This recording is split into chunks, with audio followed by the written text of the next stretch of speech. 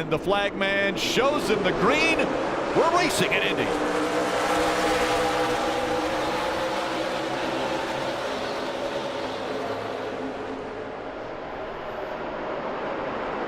Heavy on the brakes here as they do the right-hander. Turn one. Clear right, left side, just the left of the 54.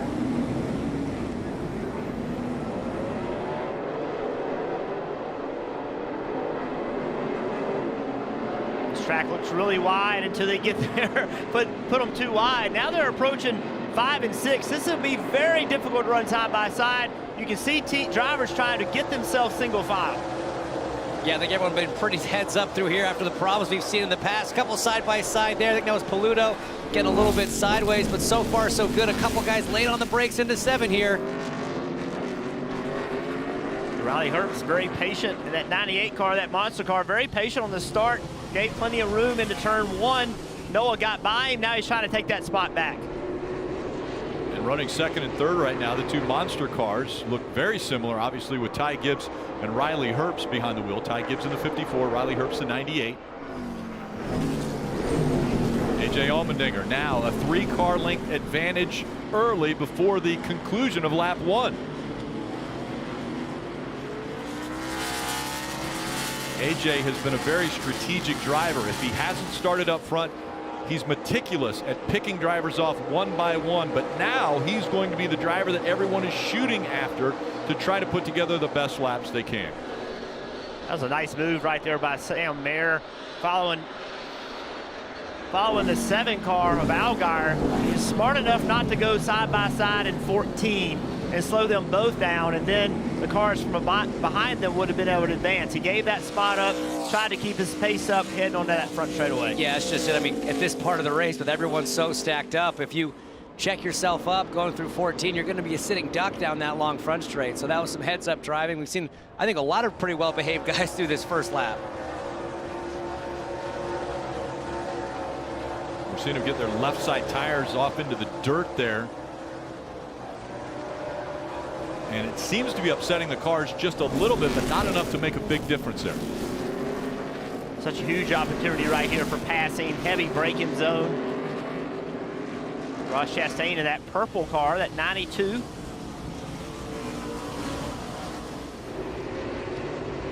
Chastain up to 14th already.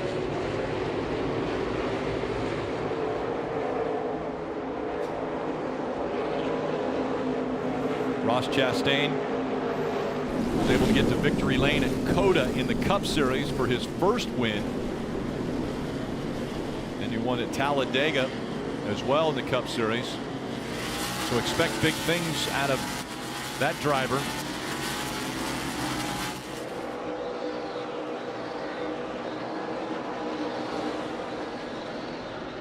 So here Bowman's got a, looks like a good run on Noah. Gonna poke out, try to outbrake him. Look at slide by Noah under braking.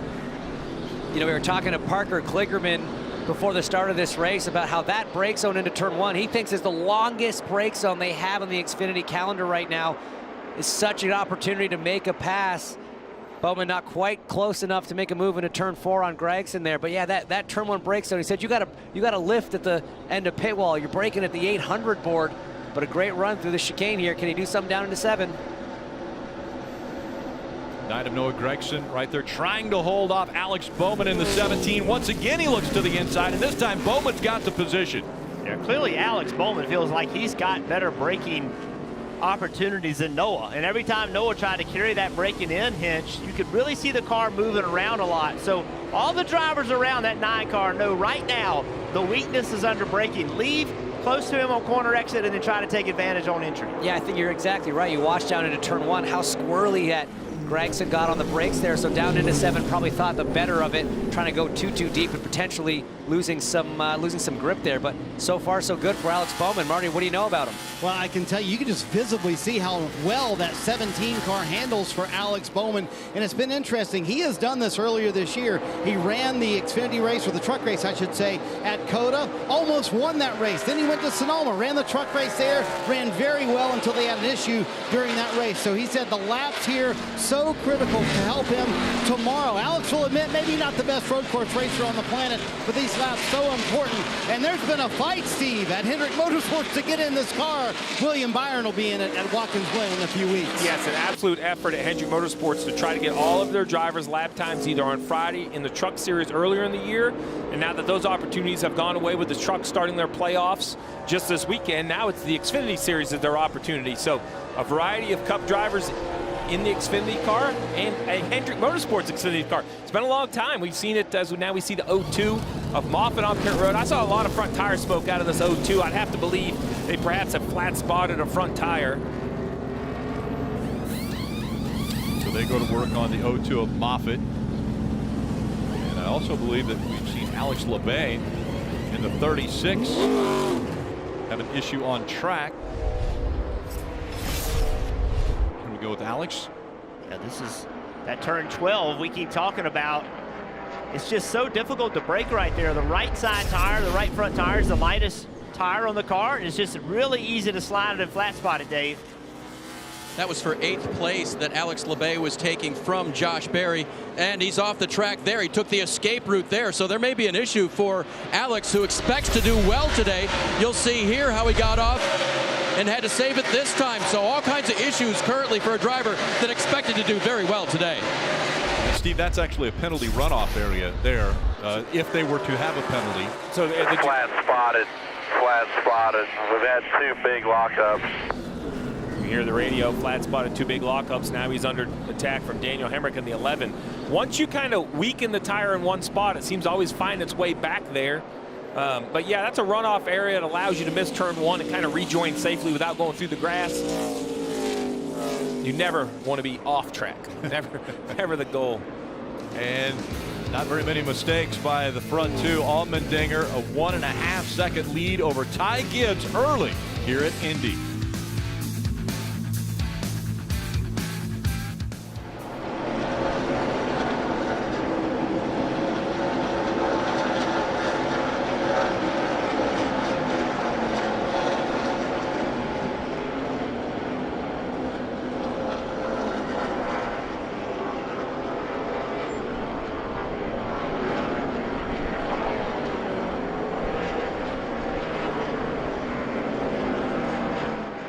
Laps into the Indianapolis Motor Speedway. Alex Labay already having some issues, said he flat spotted his tires. Tires are going to be important all day long as we take a look at the Goodyear Racing Eagles versus the Firestone tires that the IndyCar Series use. It's going to take about 10 laps for the NASCAR Xfinity Series Goodyear tires to burn their rubber in, take that Firestone tires off that they were using earlier.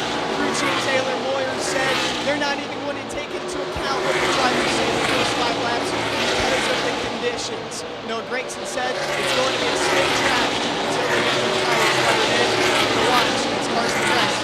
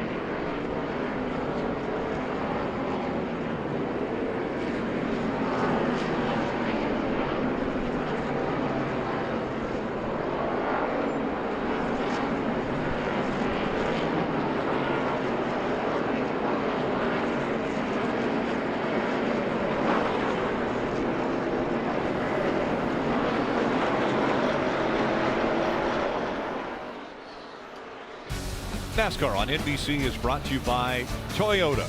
Let's go places. Credit One Bank, a credit card company. And download America's Love free-to-play slots app. Visit goldfish-racing.com. Steve, so many times we hear the words flat spot. Explain to us a flat spotted tire. Well, there's some racing terms that are confusing and some that are as simple as they sound. And it's exactly that, a flat spot on a round tire. The tire stops rolling, it slides. You can actually see the different shades. It goes from like the exterior rubber you run on all the way down to there's some of the fabric, which is what is holding this tire together. You can get away with a couple small ones, but if anything that large happens, Marty, you have to come to pit road. Not only does it shake, but that tire could go flat way easier than a tire with no damage. Yeah, we've seen Ryan Sieg and now Brett Moffitt. This was off Brett Moffitt's car. This is the right front. And Jeff, it's funny, you know, when a flat spot like this happens, it's no matter what, when you hit the brakes, the car's always going to seemingly find this flat spot. Why does that happen when you're always going to hit the brakes after you've made a flat spot like that? It's just going to make it worse every time you hit the brakes. Marty, it's punishment for doing it. It makes you pay the price. Jeff, good point. It's also on the inside of the tire because these front tires are cambered, meaning they're tipped in. So when you lock those front tires up and they slide, you know, it takes, you know, the contact patch, the part of the tire touching the ground. There's another great example. I'm going to give all these crew members a little heads up. You want to go ahead and let the air out of them. I've had one sitting on pit road with enough damage that 5 or 6 minutes later, it'll just explode back there. And it is scary. You do not want that to happen. It's been an ongoing issue from the very first time ran a race on this racetrack in stock cars, whether it's Cup cars or Xfinity, into turn 12. You've got to protect against it. You got to, as a driver, you can't control it. You can try to make the car go straight, come out of 11, get the car pointed straight, get the weight loaded equally on front tires. You can help it as a driver. Now that's easy by yourself. It becomes much more difficult when you're racing for position. Noah Gregson currently in the 7th spot. Let's listen into his radio. 2 and 3, all the way through 6. Maybe work on your little bit into 14. You're doing good here. Just keep hitting your marks. We've got no drive, no lateral. We copy. So no drive, no lateral. 2 different complaints, both about the rear of the race car. No drive tells me when he steps on the throttle, drivers, the tires actually just want to spin. No lateral, as we see Sam Mayer with another big right front lockup, means when he turns the wheel, the car just wants to slide like it's on ice. It's not necessarily spinning. You just can't lean left or right. So what is it doing well at this point, then, Steven? If it's not turning well, it's not going well. I guess the brakes are okay, but we saw under turn 1, his brakes didn't look good at all. Well, you see the grass on the grill. That was the first thing I noticed. I was wondering if maybe his brakes weren't getting a little warm. This grass can get kicked up and blocking some of the air cooling. I would say, hey, you're running 7th. I know it's not what you want. Just take a deep breath. I'm going to work on, you know, just reassure you it's good enough. I mentioned the grass. Let's take a look. Oh, boy. You don't want that much. That's a lot of grass right there. And then here comes the 9 through the same area. And picks it up. Picks it up. Yes, sir. You know, the difficult thing for Noah is he's talking about no rear drive, no rear lateral.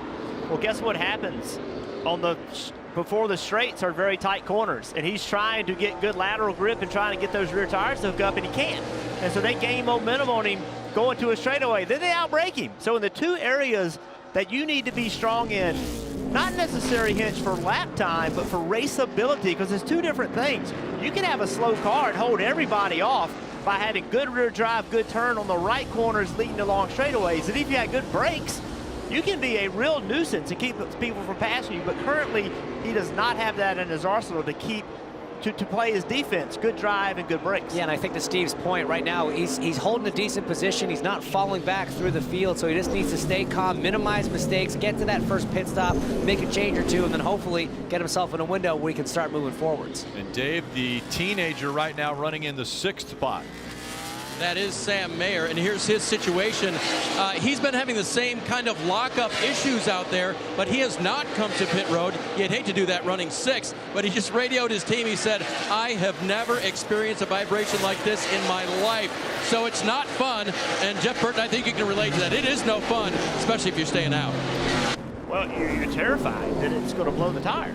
I mean, that's the biggest scare, is that you have flat spotted a tire and you're flying down these straightaways, and they never blow at the right place. Right. They always blow at the exact wrong place. And yes, that with 10 laps to go in this stage, that's a long way to go. And the other thing about it is it physically vibrates the car. We talk about a vibration in a tire. It shakes the car so badly. Sometimes it gets to the point where it starts blurring your vision. It's battling your head around. It's trying to rip the wheel out of your hands. So from a driver's perspective, a flat spot's not just bad for performance. It can actually be uncomfortable to drive these things. And Hinch, we hope that you never have to ever experience that again, because in television, in the booth, it doesn't normally get to be that uncomfortable. So would that be like your seat's got a wonky leg or something, and you're just kind of rocking in your chair? We'll never put you on one of those. Steve, now with Sam Mayer, can he come in a little bit earlier because we're on a road course and not lose a lap? I would absolutely, Penn. There's 52 laps to go in the race, so while you don't want to come only 10 laps into this run, you're right, you'd like to run maybe 7 or 8 more laps. You're inside our fuel window, so I would pit, because you just heard the drivers talk about not only the fear but the potential damage of that tire exploding. Kind of take your medicine. Sometimes you can try too hard to keep it going the right direction, as we see the 35 here, old buddy Parker Cliggerman behind the wheel doing a nice job. Didn't get a lot of practice. And as we're looking at Parker Cliggerman, you also see Bubba Wallace is on pit road. Marty, are we scheduled to come in a little earlier? Yeah, he's coming in here, 10 to go in the stage. We'll go check on that for Bubba Wallace. But for our buddy Parker Cliggerman, it's been a rough weekend. No power steering yesterday. Got about 3/4 of a lap in. And now saying the engine for Parker Cliggerman just not firing right. They came in, Steve, and you can break this down for us. They pulled the rev limiter chip. That didn't work. Now they switched ignition boxes. That's not seeming to work for Parker either now, 2 laps down. And we're seeing a lot of steam come out at the base of the window. That's the overflow from the radiator. They pulled tape off there, Steve? Yeah, they would try to clean the grass off, but also pull tape off. You have to remember, if there's grass on some parts of the grill, it probably got up into the ductwork. It might be plugging the radiator as well, so you have to take tape off to allow more air into the 18. I think we have some radio. Let's listen in. Engine stabilized at 280. We're going to come. That's too hot. Pit this time. There you go. So Bubba Wallace says, listen, it's stabilized. It stopped increasing in temperature at 280.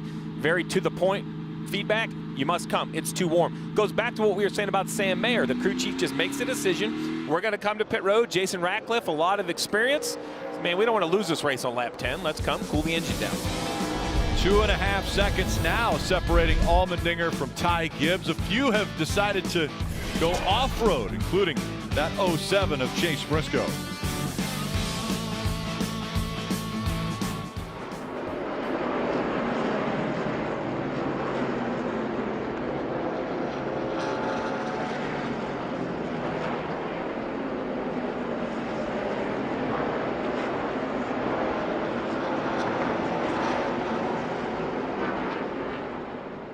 Laps to go until the end of stage 1 here at Indianapolis Motor Speedway. We're seeing drivers already starting to struggle. We talked about Alex Labay and his issues. Sam Mayer running in 6th right now, experiencing a vibration that he said he's never felt before. Before the race, he said this is the most excited I have ever been going into a race this season. His crew chief Taylor Moyer agreed, said this track is right in his wheelhouse. There's something about the way Sam drives this racetrack. He's super smooth, and that allows him to save his car and get through the turns faster. Their ultimate goal at the end of this race is to improve upon when conditions aren't the best. So when Sam Mayer is experiencing this vibration, crew chief Taylor Moyer, he wants him to get that experience and learn how to drive that car better when the conditions aren't optimal. We're going to see how he goes through the rest of the race as we get towards the end of stage number 1.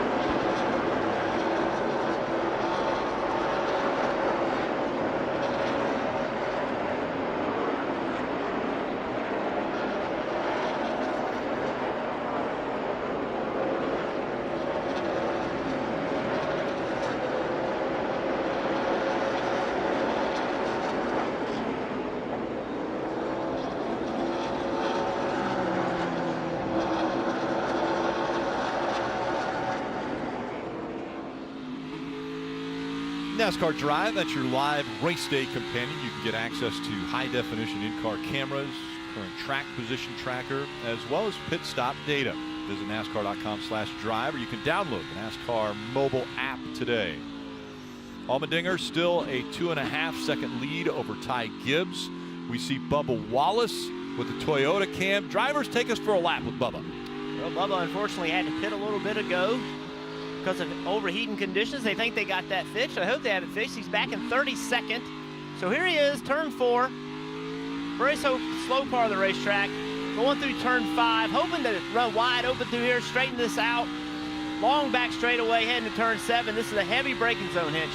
And this next section is so crucial for lap time, and not necessarily the most important part for racing once you get through this turn 7 brake zone, but this 7 to 10 left-right combo, there's so much opportunity to misplace the car, lose a big chunk of lap time. You're going to use a lot of curbing here through 8 and 9, but then you really want to set up for the exit of turn 10, because that's a big long run now through the flat out 11 and into that really difficult brake zone in 12. Yeah, so here you go. Here's 11.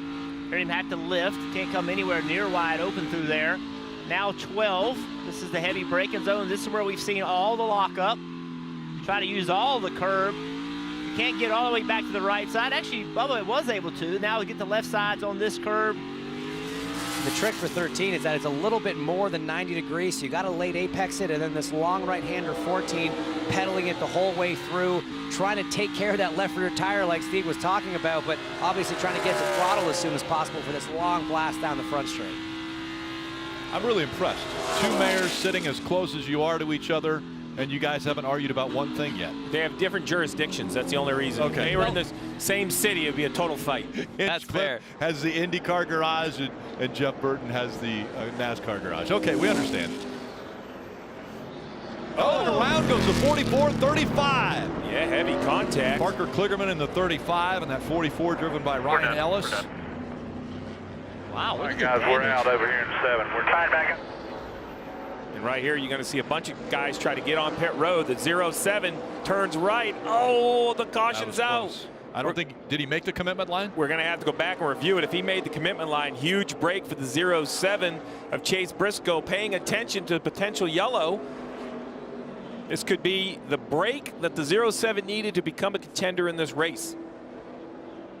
So Chase Briscoe on pit road as we see Parker Cliggerman climbing out. A few things he has to disconnect from his helmet before he can climb out, but a frustrating weekend actually for Parker Cliggerman. Dave.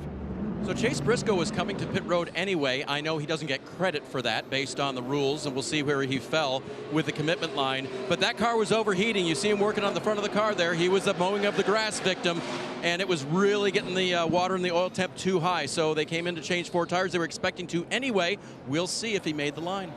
Well, bad break turned into a fortunate break. Okay, make the line. What do we mean? Very simple. At the moment of caution, pit road is closed. There is a yellow commitment line. If you have crossed over that line before the light turns red, you are free to pit. You're allowed to service your car. If you're aimed that way and it turns red, you can just roll through pit road with no penalty. But since he stopped and serviced his car, if pits were closed, it will be a penalty. Yeah, if he wasn't over that commitment line before they closed pit road, as we see the AMR safety crew getting to Ryan Ellis. Ellis doesn't look like he wants to climb out of the car yet. Let's take a look at what happened here between these two. See Parker Cliggerman, they're nowhere near each other. That's a bad sign. Yeah, so clearly a brake issue, and Parker just in there. Poor Ryan Ellis, just an innocent victim, but obviously a mechanical issue with Parker's car. What a helpless feeling. Yeah, there's really nothing worse, whether it's a brake issue, stuck throttle, any of those situations. This one obviously looks brake related, but man, you just hate to see that, and you hate to see there was a, innocent bystander sort of taken out in that deal. Yeah, there's always unfortunate incidences that hurt people. Other things help people. In this case, we've learned that Chase Briscoe was legal on pit road, so he just had a huge break.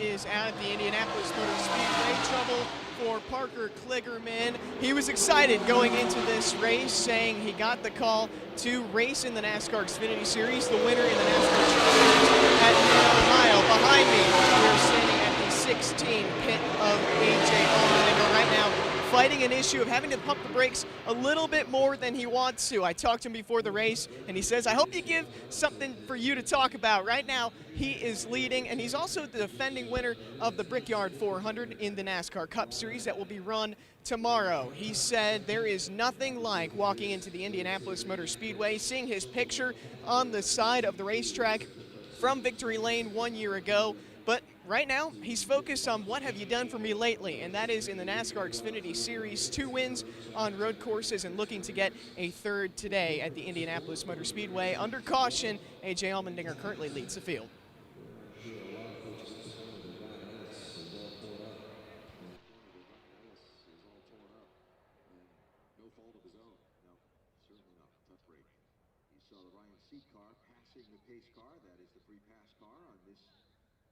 First caution of the race. So caution car leading the field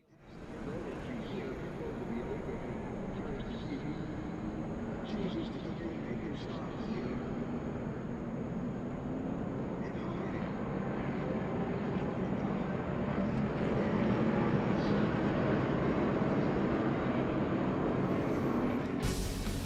NASCAR on NBC is brought to you by Liberty Mutual Insurance. Only pay for what you need. And by Ford. Built Ford proud. Fans having a great show today as the weather is perfect here in Speedway, Indiana, here in Indianapolis.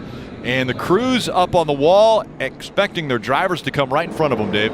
And as the drivers come in clockwise around this course, that's kind of backwards for a lot of the tracks that these teams go. Quick as they can. 4 Goodyear tires and Sunoco fuel for the leader, A.J. Allmendinger. He's led every lap. It was a little free laterally, Marty. Alex Bowman, middle of your screen there, and that number 17 Hendrick Motorsports machine. Said the car's wheel hopping a little bit, and they're having problems under braking. All of that in the middle of the run. He was super quick all the way at the front end of pit road. Ty Gibbs in pit stall number 2. This car very good, and he said losing a little bit of rear grip the longer they run, and grass on the grill. They're going to get that clean. They have an extension pole out there trying to clean that grill. A lot of teams talking about that. Oh, and a tight race off pit road. Looks like Ty Gibbs holds a spot there and gets the lead off of the pit road race. Not a good stop for the 16 team as he still hasn't crossed yet. Gibbs. Trouble on the rear, Rick. Trouble on the rear, so that's why the slow stop for A.J. Allmendinger. A couple cars stayed out, but trouble for the 16.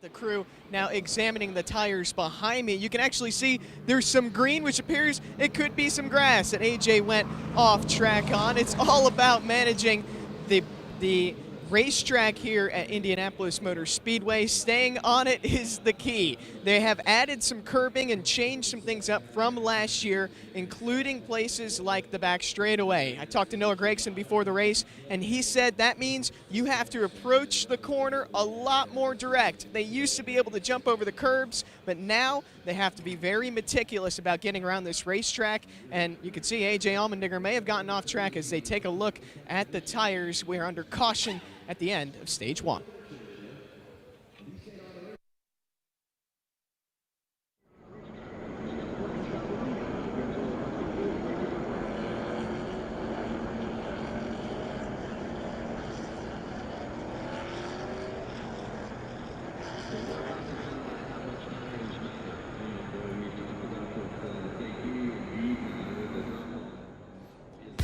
NASCAR fans, don't let anything pass you by. The official app of NASCAR Tracks lets you stay up to date on the latest race and event information from all of your favorite tracks. Search NASCAR Tracks in the App Store. You can download for free. Start using today.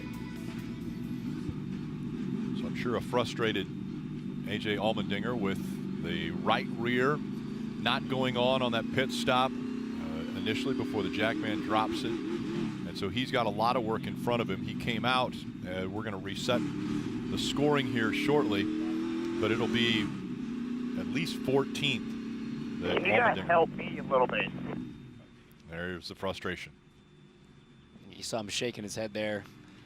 But we've seen this before. We've seen A.J. Allmendinger back in the pack on a road course, and we've seen him carve his way through. There's still a lot of racing to go. So if one guy knows it ain't over till it's over, it's this guy right here. And we're closing in. Obviously, when there are stage breaks, you know that there's going to be another caution. So with 3 laps to go, it'll actually be 2 when they come back around for the green.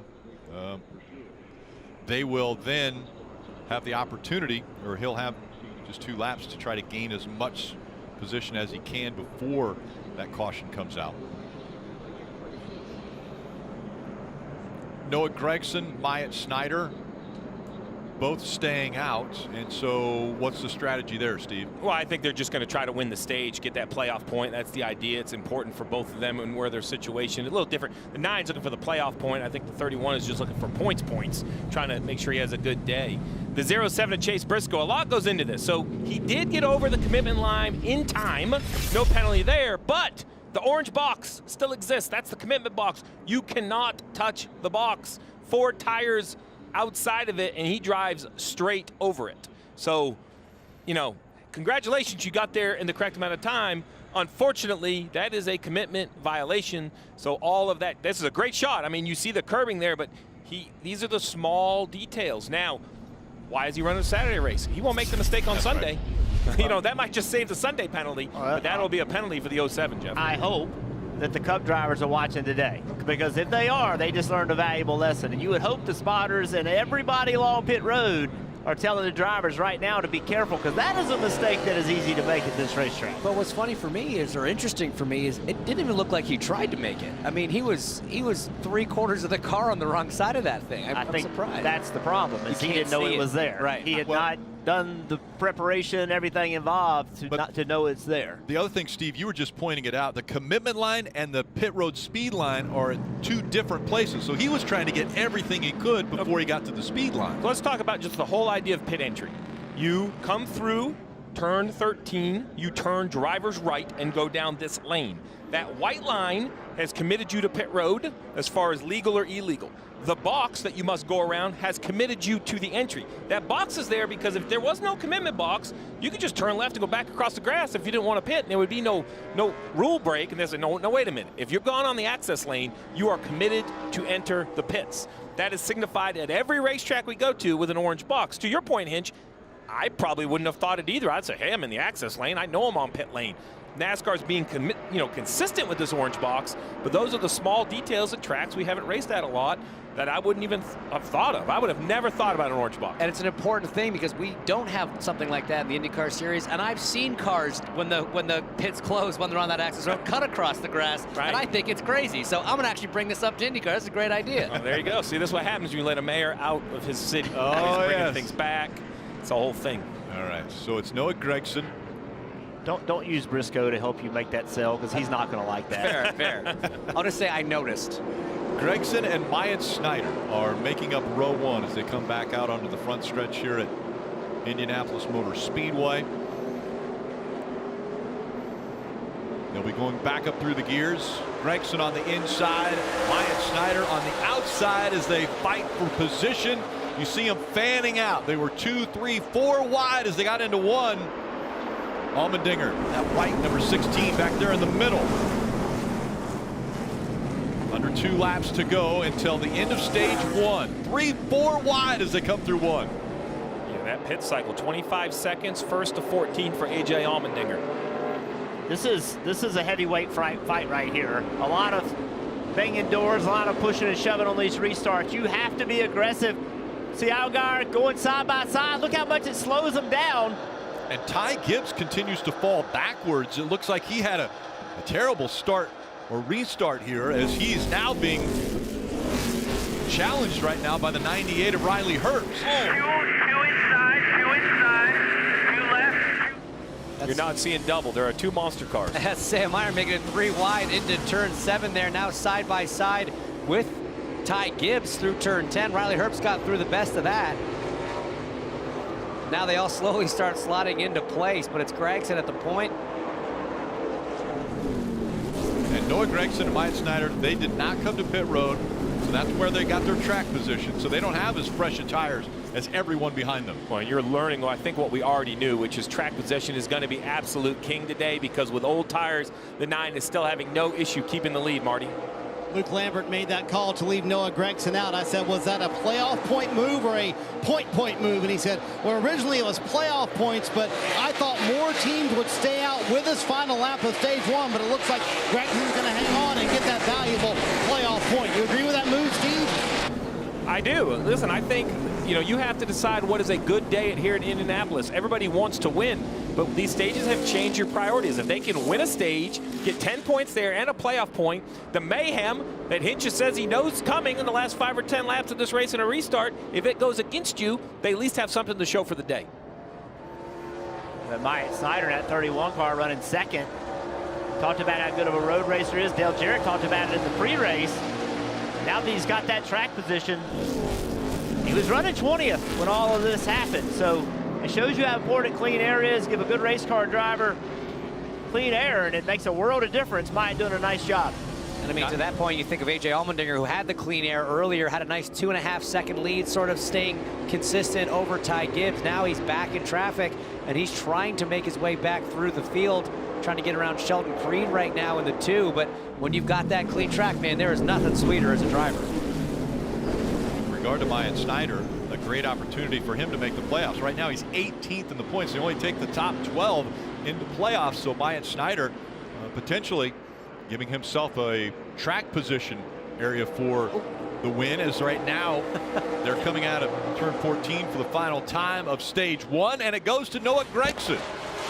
Myatt Snyder second, Bowman, Allgaier, Riley Herbst, Ty Gibbs, Josh Berry, Sheldon Creed, A.J. Allmendinger up to 9th, and Sam Mayer in 10th. Stage 1 is complete from Indianapolis Motor Speedway road course. Take a look at Sam Mayer. He's grabbing positions everywhere he can get them. It has been crazy. Already a crazy weekend as the IndyCar Series completed their race. It's the Xfinity Series turn now.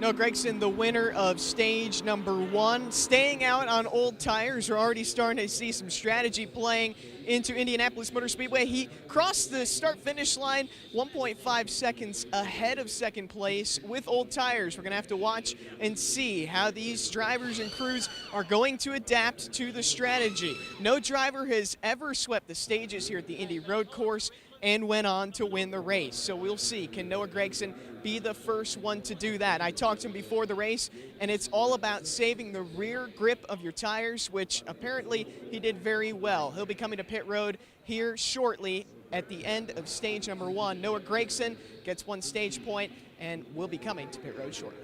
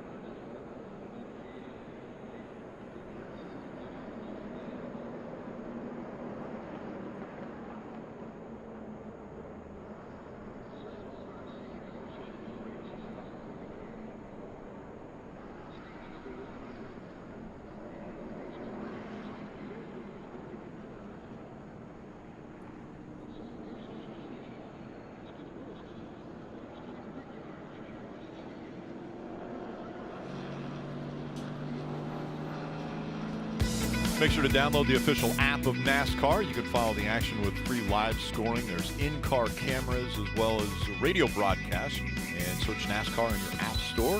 Download and start a free trial. Parker. You threw to Parker, Rick. I can't believe it. You didn't throw to me. So, Parker, why don't you just start talking? Yeah, thanks. This is like interviewing myself or something. Appreciate you being here. I wish it was under different circumstances. Yeah, so it's taking our time there, just taking care of the car. And as you guys probably saw in the replay, lost the brakes down there into turn 7. Immediately thought about how can I slow this thing down, you know, get it to the inside. And then I knew the 44 there of Ryan Ellis was up ahead. And I was thinking, oh, man, I don't want to hit him. Anything I can do not to hit him. And then I felt it right as we went over the curb, and I was like, oh, no. I hate that for those guys. I hate it for Joey Gates, Patrick Emily, and ProMaster, everyone on this 35. You know, we were turning pretty competitive lap times without practicing or anything, so I was optimistic we could have a fairly good day and get them some points like I was asked to do. But unfortunately, you know, I find myself to be a pretty adept driver, or fairly adept. I'm just not a magician. I can't stop without brakes. Couldn't Flintstone it. So, nope. Yeah. Completely understand that. And Rick, you know I love you. So when's the next time he can throw to you legit? Tomorrow. I'll be back. All right, Rick, you can throw to Parker tomorrow. Well, I just missed the, hey, Dave, can you talk with Parker for us? That whole Dave part I threw out. And Dave's actually holding the microphone, which is a lot more important. Dangerous is what it is. 2 cars are going to make their way onto pit road. We knew this was coming with Noah Gregson and Myatt Snyder. So what's the counter? Hey, Stout, get some points. Make sure you have a decent day. It's getting ready to be very, very painful for these 2 drivers because we just saw that tires weren't a huge advantage. They were able to lead on old tires, and now it's going to be very, very, very lonely on pit road. Marty? Yeah, that's the other side of it, Steve, right? Yeah, you got those 10 points for Noah Gregson, 9 for Myatt Snyder, but now you're on pit road all by yourself, so they'll restart way in the back, and maybe close to 30th is where they'll have to restart. And we saw tires did not matter as much as you mentioned, Steve. And in fact, Noah Gregson noticed that as well. He said, I'm shocked that the tires did not mean as much. Myatt Snyder came on the radio and said, hey, we made the car way better than it was in qualifying. Still need a lot more drive off. Meanwhile, Noah Gregson is so free. They were considering 2 rounds down on the track bar. They went with a wedge adjustment as well. So Noah Gregson, Myatt Snyder, the only 2 cars here on pit road. We'll see where they restart once they cycle back out, Rick. Yeah, a little bit lonely there on pit road. Landon Castle also pitted. He was right inside the top 15. We'll have to see what their thoughts are. Getting ready for the start of stage 2 for the Pennzoil 150 at the Brickyard.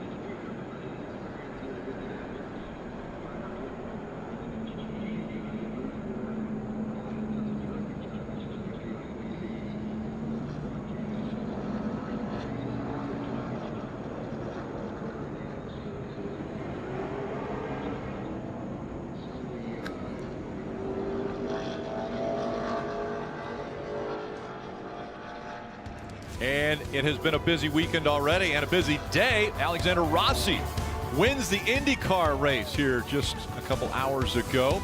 Noah Gregson is able to see the green and white checkered flag of stage 1 here at the Indy Road Course. And Rut, I believe you're at another very famous racetrack here in Indianapolis. I sure am, Rick. I'm about 10 miles away in Brownsburg, Indiana at Lucas Oil Indianapolis Raceway Park. Take a look at this gorgeous facility. This opened 51 years later than that track. It is a 0.6 of a mile, 12-degree banking. There's also a NHRA drag strip here that's still one of the crown jewels, especially for all the teams that are based here. But it doesn't matter whether it's the Camping World Truck Series and ARCA that raced here last night, USAC, you name it. This track produces great racing that the fans here love too. Another amazing spot here in the Indianapolis area. Okay. it's a good thing we're on the air, Rut, or we'd be over there for either a 4-cylinder or a strictly stock. Yeah. I'm not sure what class that was, but that, first of all, is a very big track for a strictly stock, but it looks like a lot of fun. I've seen many, many races over there at that racetrack. That's a great racetrack, and just another one I've never won on. Oh. The list isn't that long, though, Burton. You've Longer been than successful. I care for it to be. Oh. Well, we're lucky to have both mayors here with us for the call of this race. James Hinchcliffe as well as Jeff Burton. Steve Letarte, Rick Allen with you up here in the booth as we're getting ready for the start of stage 2. Right, so we start the race. We see AJ Allgaier go out. AJ Allmendinger go out and lead and have a nice first stage, pretty well painless. Gets all the way to where he needs to be. He comes down to pit road. That slow stop moves him to the back. I bring that up because he still has a great race car. He's riding around the 7th position. So for AJ, I think it's one of those, it's not a question of if he's going to get back to the front. How much car will he have left? Pick and choose his moments, save some brakes, save the fenders when he can. Alex Bowman now has that clear track with Allgaier, and we'll see if those two could play a little nicer on the front row. They seem to have run into each other a few times on that last 2-lap restart we had. Well, you referenced that. Let's take a look. Bowman and Allgaier, the 17 of Bowman and the 7 of Allgaier, maybe not having as much fun with each other. Listen to the radio. If it hadn't been for the 17, we'd have had probably a little bit better shot there. He about took off the left front fender with his left rear. Had two times I was completely beside him, and he just turned in there. I tried doing it to coming to the front straightaway there because he had turned into me twice. So now the interesting part that Hinch has pointed out a few times is the infield section has those left-right combinations, which means when you get to the preferred lane and go through a corner, unless you completely clears that guy, he's now in the preferred lane going back. So you kind of have to take care of each other, and now they're already, I won't say agitated, but they've already made contact. We'll see if they can play nice on this next restart, Marty.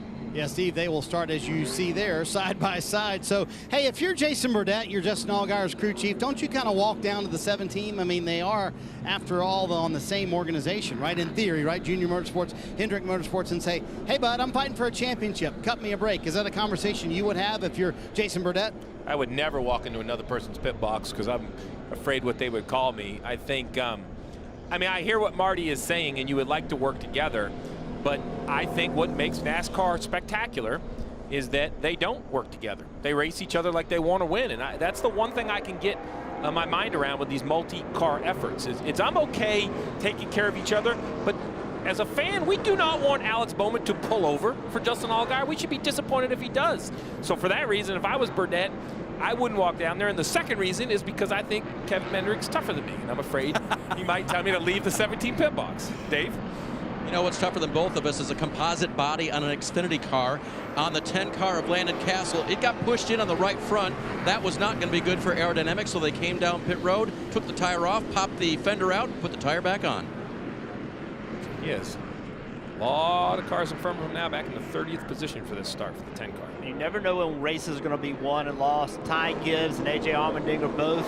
Allmendinger on pit road, Ty Gibbs on that last restart. Lost the front row. Now they got to go try to earn it back. You think it's a long way to go, but it's not. Let's see how aggressive this restart gets.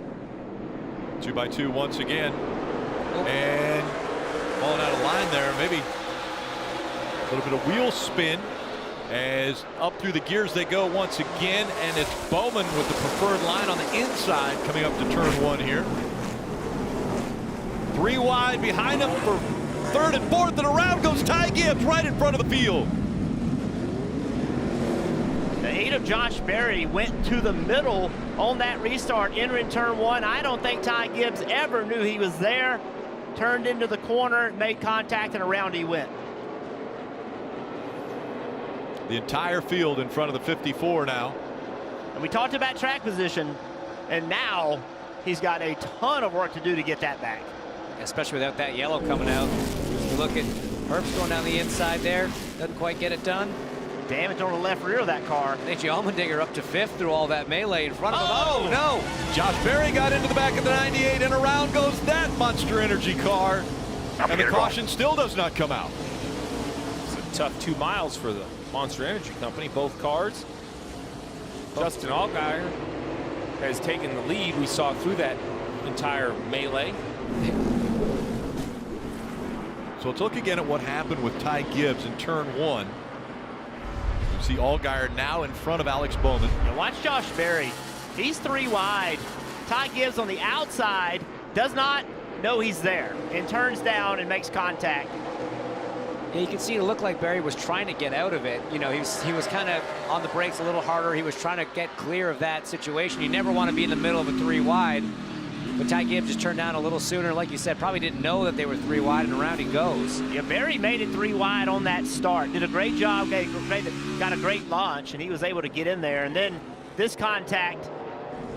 That one, a little more direct, I think. A little harder to argue what happened on that one. He just got in there too deep and drop kicked him. Wasn't quite ready.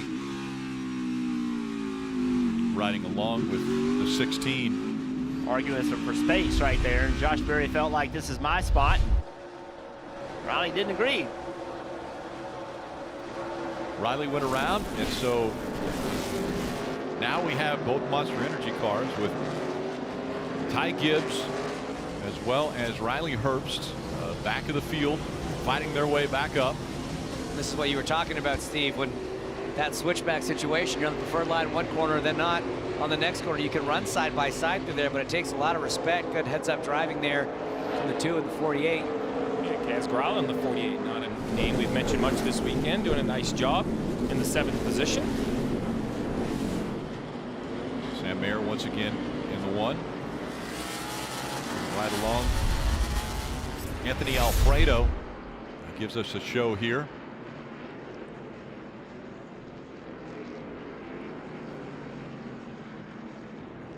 Oh, little wheel hop there, looks like. And the caution has come out on track now. I agree with you, Hinch. I feel like you could see the left rear tire hopping up and down under braking somehow, just either too much rear brake or getting a downshift a little too soon, just started hopping those rear tires. And once that happens, it's really hard to overcome it.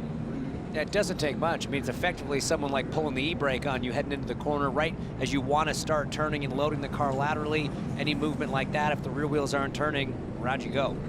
The debris on the racetrack is for the reason for the caution. Well, I was going to say, I was looking at the 9 of Noah Gregson as he came through the picture frame there. He had all kinds of damage on either side. There's a little cooling duct. There's a little more cooling duct. He made it up to 13th. Well, that's what I mean. You know, we had so much going on at the front of the field. We see the damage on the 98. We didn't really cover much of the 9, who had just come off from pit road. To your point, Jeff, he's all the way up to 13th, and the car looks like it. The car looks like he has beaten banged his way to 13th. It's pretty beat up, but you know, still rolling. Well, things have got aggressive, and that's what we've seen every time at this racetrack is you start to wind down points. Everybody takes the gloves off, and that right front fender, a lot of damage for Noah. And they have to pit. The left front doesn't look any better.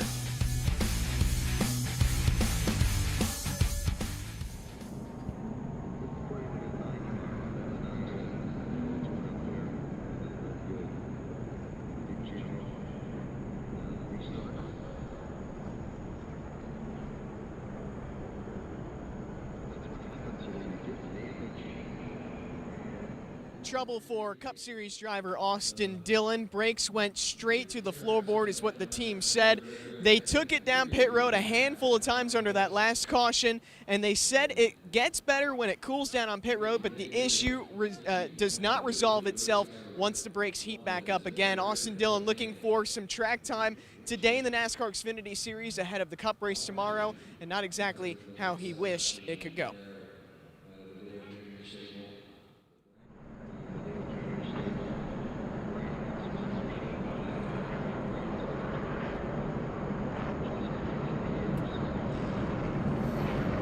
Trying to get him to hit a curb with.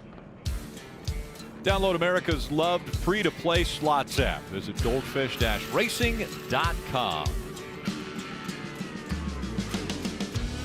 Allgaier up front, and Steve, so few laps to start stage 2 here. Maybe guys that have damage to their cars, the only ones we might see on pit road. Yeah, I don't think you want to come yet. 36 laps to go is not really a fuel window. You need to get, you know, we're hearing 30 for sure. maybe even 29. I think this is well outside where you think you could make it on fuel, but there are some beat up automobiles just from the couple lap sprint through the crazy restart. The 7 though still looks pretty pristine. 7 out front. And the 17, Alex Bowman second. Yeah, you see some cars on the left side of your screen coming down pit road. Looks like the 98 of Herbst is going to come, get a little repair work. Marty.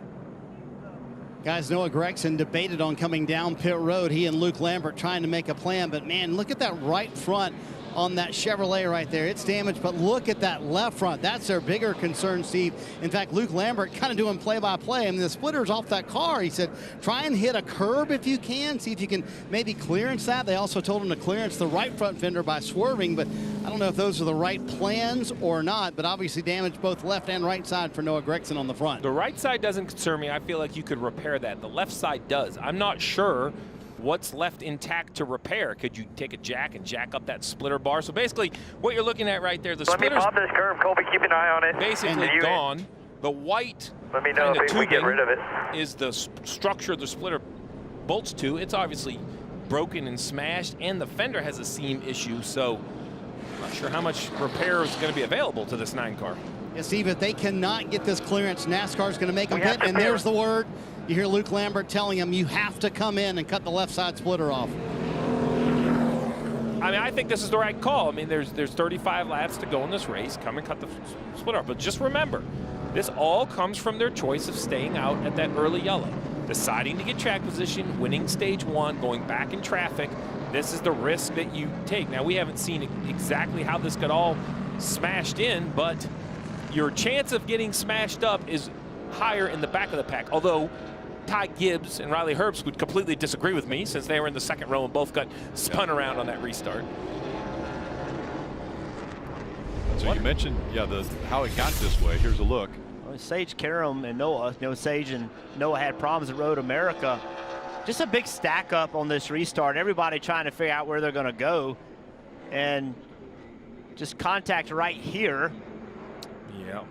Yeah, last guy to a 3-wide party in the middle. That's rarely going to work. Yeah, I mean, without a doubt, Sage came over, but in those switchbacks, I'm guessing just like Josh Berry kind of got 3 wide on Ty and he didn't know he was there. I'm not sure Sage had any idea there was 2 cars to his right. Noah's the only guy that saw there was 2 cars there. He's the only one that knew it was going to be 3 wide. He knew Sage was going to be coming across. I'm not sure what he thought that was going to happen, but let's see what Sage Karam was saying on the radio during that. It has nowhere to go. It's just trying to get through turn 1. Like, can't help that we're 4 wide, you know? 4 back.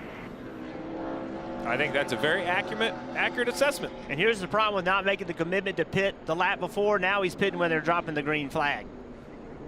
Yeah, won't lose a lap, but this is a bad time for him. He could lose a lap, depending on how much work they have to do to it. Yeah, you're hoping the work goes well on the right side. 2 wide, 3 wide. AJ Allmendinger down the bottom of that white and green car. 3 wide for the lead as they go to 1. Allmendinger with a great restart. He's going to take the lead back here at Indianapolis. Clear right, still left, That didn't take very long, guys. Bad pit stop dropping down right back to the point. Only a few laps later as they spread out behind him, 2 wide through 4. All over the back of Bowman. Cutting away a lot of that 9 car as the top 3 have separated themselves. Wow. Big save from the 26. Wow, that was crazy. Santino Ferrucci, quick hands there. We see 3 wide into 7. Sheldon Creed in the 2 on the inside now. He's got that 48 outside of him and Kaz Gralla. Castrola's a really good race car driver, very good on road courses. You see that 92 car, Chastain. Wondered how much speed that car had in it. It's not one of the big name car owners, but Ross Chastain doing a great job with it. 7th trying to take away 6th. Sheldon Creed up there. So Chastain up to the 6th position now as Creed has also gone to 5th. Then they're side by side behind them for the 7th spot.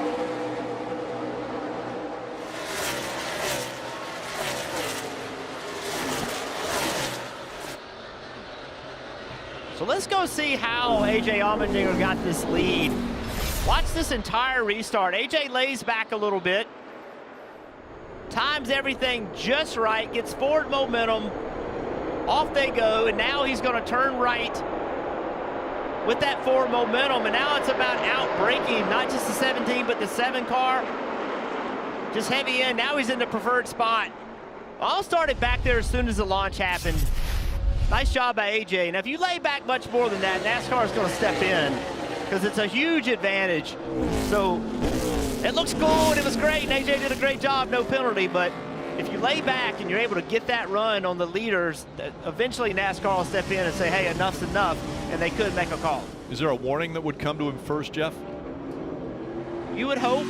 But it depends on how egregious the error, the action is. I don't think that was that egregious, but any more laid back than that, I think NASCAR will not be happy.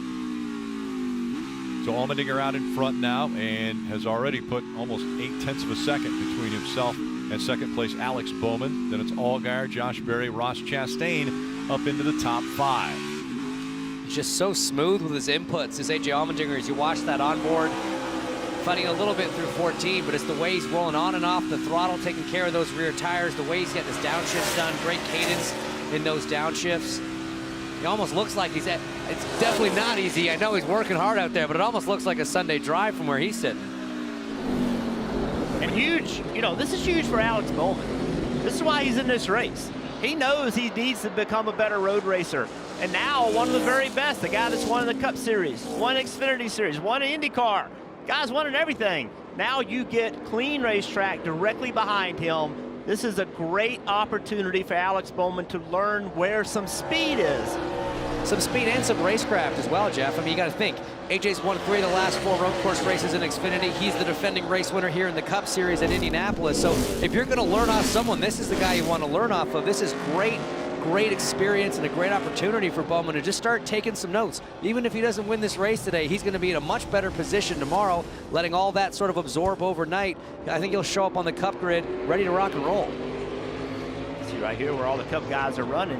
One thing about this engine, I will admit I had a little trouble. I was a little afraid to expose myself to new experiences because as a Cup driver, I felt like I had to go win. And if I didn't go win, it looked bad on me. It was a little embarrassing. You have to be willing to lay it out there. You have to be willing. And Alex Bowman has been running a sprint car, been doing some things that are unusual. And, you go to sprint race, you're a Cup driver, like, I didn't win. Look, he's no good. He shouldn't be here, right? That's what happens. You hear those voices. You got to ignore them. You got to understand it's a process.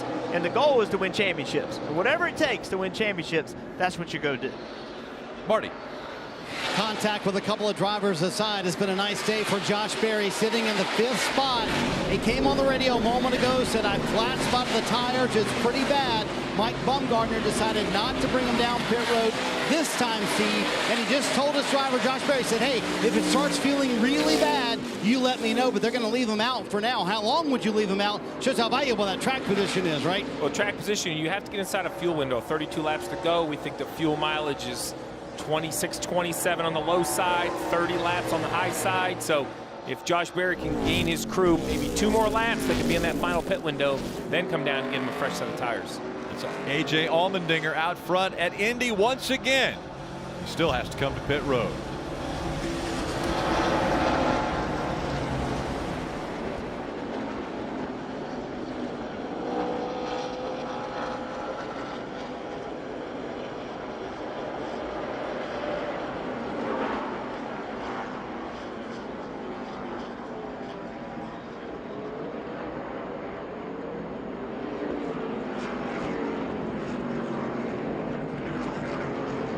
For Bubba Wallace in the number 18 Joe Gibbs Racing entry. He just went to the garage and went over to talk to the crew who said they think the motor blew up. They were starting to pack up the pit box and head towards the garage to assess the problem. Meanwhile, A.J. Allmendinger recovering after that slow pit stop. I talked to him before the race and he was frustrated about his effort qualifying in the Cup race. He was frustrated after that pit stop. Maybe the best solution to curing that frustration is good track position and leading the race. He's currently P1 here at Indianapolis Motor Speedway.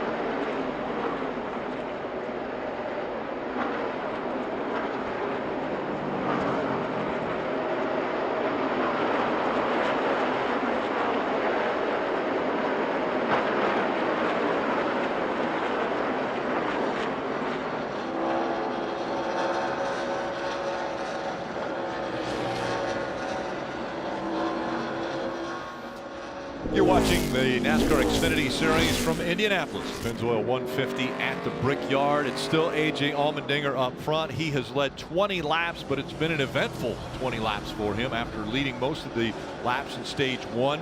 Had a poor pit stop. They had a hard time with the rear tire, and so he fell back to mid-pack. Has been able to fight his way back up, grab that track position. Now has a 1.3 second lead over Alex Bowman, who's running second.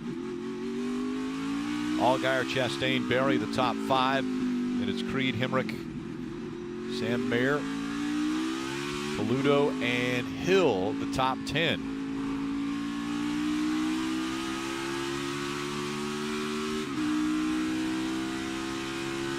This long front straightaway for A.J. Allmendinger. And Steve, they're inside their pit window now as far as fuel to get to the end. Yeah, 28 laps to go. So as soon as you think you can make it to the finish, the trick would be to come to pit road. In case a yellow comes out, your service will already be completed, and you would gain that precious track position, Dave. Steve, guess who thinks they can make it to the finish? Sheldon Creed, bottom of the screen. He was called to pit road by his RCR team, and they will get fresh Goodyear tires and Sunoco fuel to take him to the end. Not a bad day so far for Creed. We'll see if he can bring it home, Marty.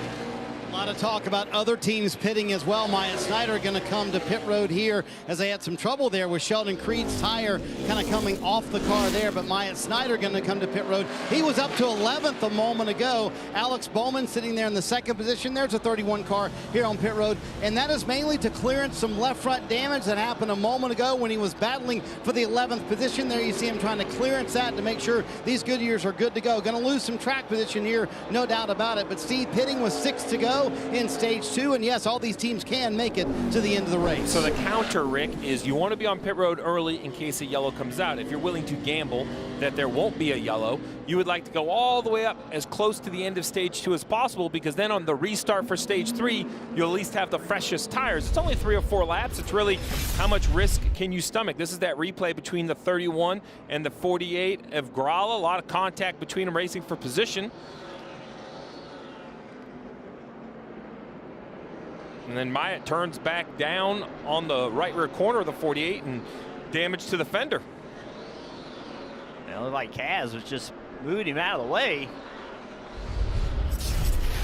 Myatt came out on the short end of the stick on that with the tire rub. A lot of time spent on pit road. Now he's got a goal now is just stay in front of those guys, right? Stay on the lead lap. That's all you got to do. Dave. Landon Castle coming to pit road in the bright red number 10. He was asked if the balance has changed on this run. He said, no, balance is fine. So he's just got to find more cars he can pass. He'll take tires and fuel here. Give you an update to the 18 of Bubba Wallace off the track now. They had an engine issue, so he's no longer in the race. And it's a tough break for drivers that's just out here trying to get some experience on this road course before their race tomorrow. Not like he's in it for a points day or anything like that. So the lost track time is definitely a bummer for Bubba there. I tell you, Alex Bowman has kept the pressure on A.J. Allmendinger. We saw earlier in the race, Allmendinger kind of drove away from Ty Gibbs, but Alex Bowman's not letting him get away. I was just going to say the same thing. You know, we talked to Ty Gibbs a little bit earlier. I think he thought there was a little bit more in the car in qualifying, made a little mistake in turn 7, thought he had a shot for the pole, and even A.J., I think, was worried about the long run pace of the 54, but ultimately he drove away from him way faster than he's able to do right now from Alex Bowman. So again, A.J. Allmendinger kind of schooling Alex Bowman on how to get around this place, maybe a little too well right now. If Alex beats you tomorrow, you'll be like, hey. Working around the lap traffic now, the 39 of Ryan Sieg. Dave. A couple more cars on pit road, both of them from the Richard Childress Racing camp. The colleague racing car, number 11 of Daniel Hemrick, will be on pit road here. They said, your laps were looking really good. What are you doing different? Braking straighter, so that's helping. Also on pit road, Austin Hill, the rookie, who has done so well on the road courses this year. I asked him why. He said, I love road course racing. I did it in Bandoleros and Legends cars, always had a good handle on it, and he's already won twice this year, so he is in the playoffs. Not eligible for these playoffs is Chase Briscoe, trying to make it in the 07 car today, just as a win or a good showing has come from the back here. He gets 4 Goodyear tires and Sunoco fuel. I don't know how to say the rears any better, Bruce. They'll go away and move it tighter. Dude, I don't know what else to do. That sounds like A.J. Allmendinger speaking to his crew, saying he just can't seem to save the rear tires any better. I think he's seeing the same thing you guys are seeing, that when he looks up in his mirror, he can't shake that 17 of Bowman. Good feedback, knowing he's going to come to pit road here probably in the next lap or two. And wants whatever adjustments they think can actually help the long run of this race car. As you see on the left pylon, Allgaier, Chastain, Mayer come to pit road. Next time by, come see us. But this time coming to pit road. Pit this time by, so it'll be interesting to see if the 17 of Bowman follows him on pit road. And let's review, Rick, you mentioned it a few laps ago, the 16 had a slow first stop, had a hard time getting the right rear tire off. These pit stops are backwards from traditional, meaning that the driver is far away from pit road, so it's a little bit more awkward for the pit crews. The one on pit road, Dave. And he needs the car to turn a little bit better. So you didn't see a wrench go in the window. That'll be an air pressure adjustment before the tires ever went on the race car to try to help Sam Mayer. Justin Allgaier, Dave, on pit road, said he just needs more rear grip overall. Was running third for much of that segment, so nice run for the 7 car. This is very interesting, Steve, because his teammate Josh Berry saying they're going to stay out for this run all the way to the end of the stage. Meanwhile, what a run for Mario Gosselin and his race team. The 92 right there having a terrific day. Ross Chastain behind the wheel. Car very good for that team. And that shows you, Jeff, how valuable these laps on Saturday are, because in the race, knowing maybe not a winning car, but Ross Chastain giving it a well of a run. Very important to get track time, and Mario Gosselin's got to be excited, thrilled to have a guy like Ross Chastain in his car. First and second on pit road. Now it's back into the crew's hands as Allmendinger leads Bowman onto pit road. Dave. And we'll see if the crew can pick him up this time instead of let him down. So the green and white 16 comes through.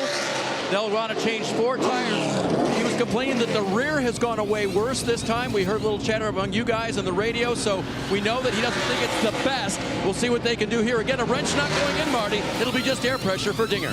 Kevin Mandring matching that call, the 16, bringing Alex Bowman to pit road, who's very happy with the car on this run. They are so good in the middle part of the run, but they lose a little too much time at the beginning, and air pressure trying to help that out. And the race off pit road looks like it might be a tight one. A.J. Allmendinger's crew with a bit of a better stop, but Alex Bowman's team pulls out right in front of him. How about that race off pit road? We'll see where they cycle out, Rick.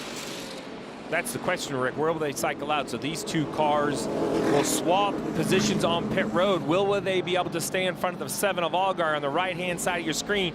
That's the orange nose coming into view right here. Luckily, the guys off pit road have a little shortcut to turn 1.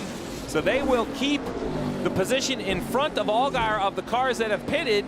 But now, A.J. Allmendinger, second time on pit road, he has lost the lead.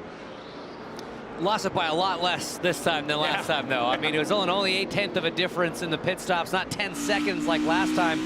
But Bowman did such a good job of closing right up on the bumper of A.J. Allmendinger coming to pit lane there. And they just saw that quick swap. And like we saw, Bowman's had good pace. A.J. hasn't been able to pull away, so it's not going to be easy for him to just drive around the 17. Dave Burns, what else do you know about Allmendinger? So, Hitch, it's interesting. The Jackman has a real important job when the car comes in. He's got to get the side of the car up in the air so the tire changers can go to work. Now, if the driver comes in and puts the car too close to the wall, a 1-pump jack suddenly becomes a 3 or 4-pump jack. I believe that's what happened here to put A.J. behind Alex. And that's one of the important things to remember, guys, is in a pit stop, a driver plays just as important a part as all the people over the wall doing fuel, doing tires, doing the jack. If you don't place that car exactly where you need to, those are the kind of problems that can happen. So, you know, AJ can't be mad at the crew if that's the case on this one. Obviously not the problem on the last one, but everyone's got to play their part in these pit stops. Josh Berry scored the race leader. He was last on pit road on lap 16. So a completely different strategy for Josh Berry and this team, and a couple guys coming to pit road. Remember earlier we saw a pit commitment violation. You cannot have tires on that orange box, and both the 51 and the 54. So the penalty for those 2 cars, because the pit road is now closed for the end of the stage, will be tail end of the longest line, or basically the entire field at the start of the final stage. Ty Gibbs and Jeremy Clemens. We talked about track position, how you get it, how you lose it. Ty Gibbs lost it on a restart. Now, you know, in an effort trying to get it back however you can, makes a mistake on pit road, you have to start it back again. Just keep digging that hole. You get to the point where you can't get out of it.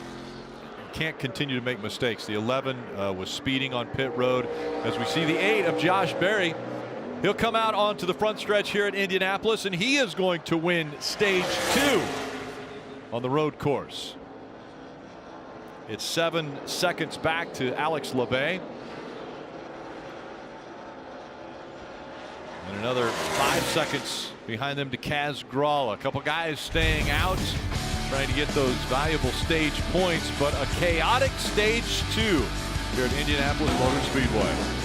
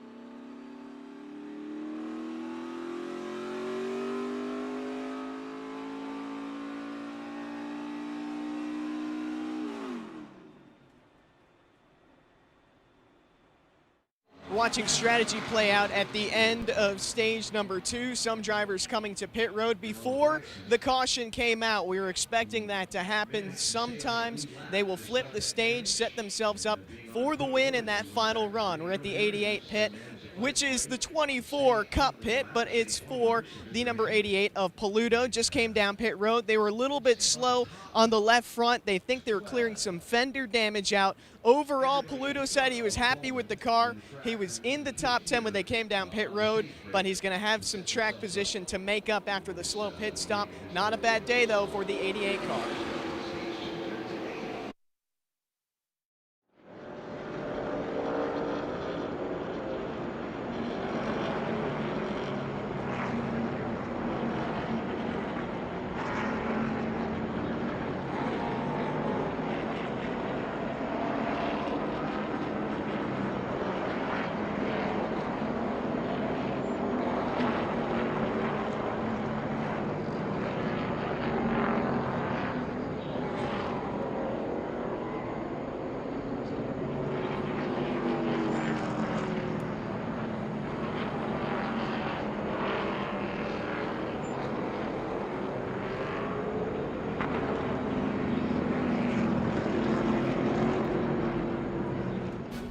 A huge weekend of racing at the Brickyard, and all culminates tomorrow with the Cup race.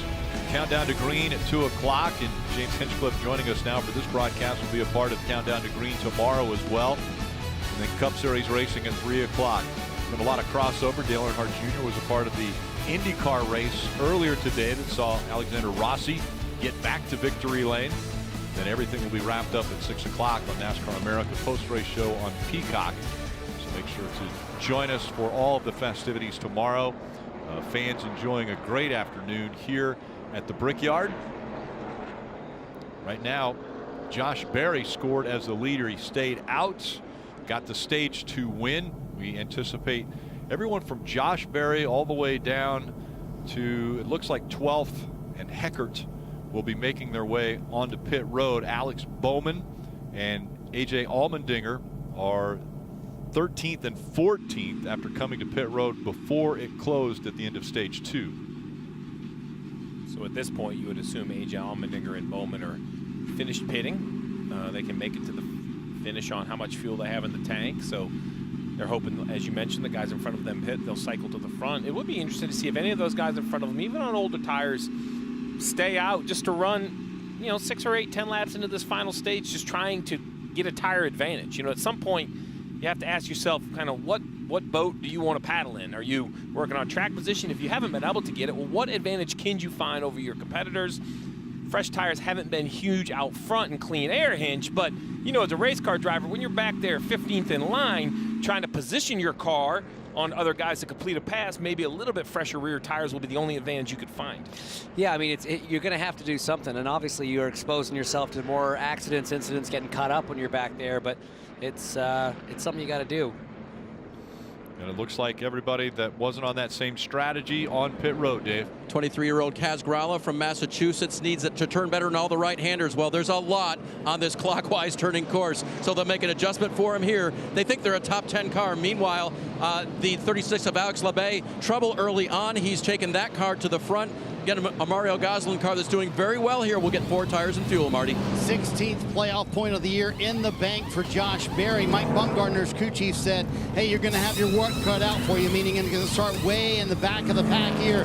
But Josh came on the radio and said, yep, but that was too good to pass up, so that playoff point is why they stayed out. He said the car's been handling actually the best it was all day long until he got that flat spot there in the middle of stage 2. That concerned him. He said at that point, I really was hanging on. So these guys giving up a lot of track position here, but those playoff points valuable for the 18. Racing off the pit road, Kaz Grala grabbed a couple spots. Jeremy Clements, 11 positions on pit road. We'll be back for the start of the final stage from Indianapolis in the road course.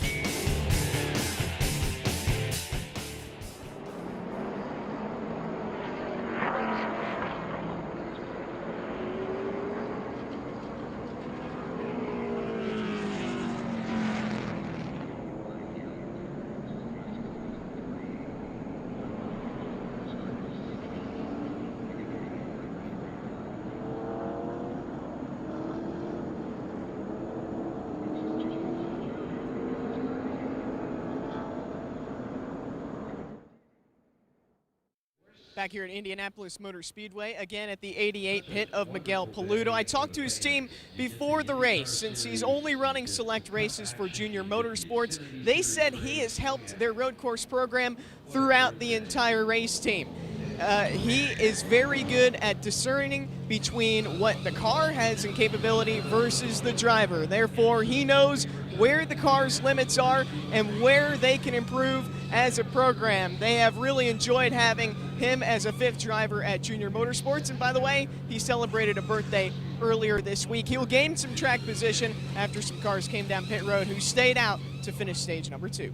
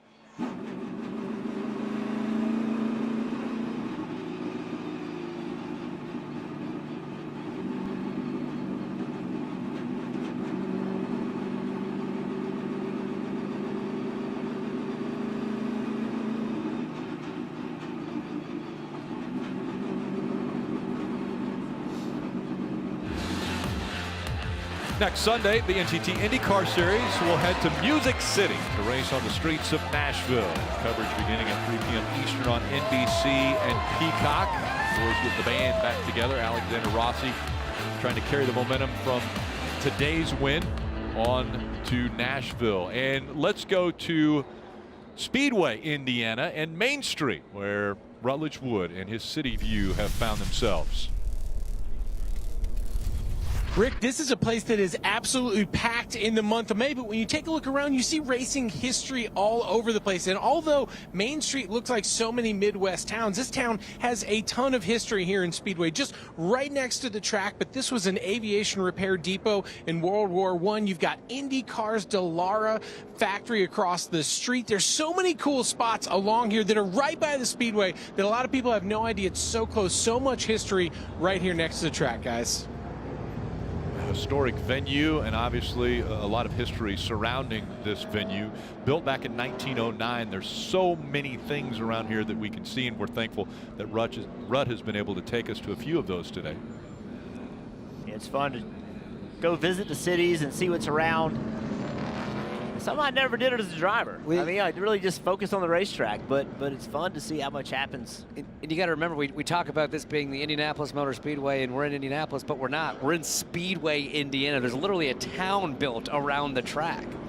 Town inside the town. And Marty, tires an issue for not only Josh Berry, but maybe others? Yeah, about to come green here, Rick. So when Josh Berry said he had his hands full with the flat spot, Steve, check that out. Mike Bumgarner just told him, hey, when you flat spot it next time, let me know how hard it is. I'm not sure, Steve, that would have made it. One more lap. Josh Berry stuck it out to the end of the stage, somehow managed that Goodyear to get it all the way home to the end of that stage. Yeah, that's on the heavy side of damage right there. Very fortunate for the 8, it did make it. 2x2 once again, and now it's Bowman, Allmendinger. They'll be row 1. Allgaier, Sheldon Creed, row 2. Chastain, Sam Mayer is row 3, and that is going to be an interesting run here as they'll come up on 18 laps to go. Everyone should have enough fuel. A lot of aggression right here. You have to be aggressive. You have to stand your ground. You have to try to take a spot. If not, it will be taken from you. So let's see if this can be a clean restart. Oh boy, it looks like it's getting ready to get exciting. That's the way I feel about it. Couldn't agree more. Heating the tires up. 18 to go. Green flag back in the air. Great jump for Bowman, but a big push from Sheldon Creed for A.J. Allmendinger. Let's see what happens as they get down into turn 1, 3 wide behind them. Door to door as they enter 1, and a big run behind them. Right. Still quarter over there, just there, door. Oh man, 4 wide coming out of 1 through turn 2 there. The spotter's working overtime as A.J. Allmendinger gets the point. Yeah, Chase Briscoe, Ross Chastain side by side into 4. Let's see if they can sort this out. Approaching 5. Yeah, all of them trying to get single file through there. Looks like Herb's got into the curb in the turn 5-6 chicane there pretty hard. Some defensive driving now down into turn 7. Maybe a look from Sheldon Creed on the inside of Bowman. Can Creed make the pass? He got to the inside. Now he falls back behind. Hard to see Sheldon Creed at the front of these races now. Early in the year, a big struggle for Sheldon, but starting to figure these Xfinity cars out. We saw the 0-2 of Brett Moffitt, a little smoke on the tires there.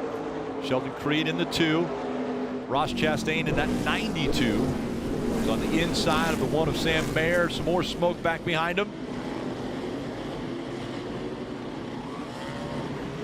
As you mentioned, aggression starting to pick up now.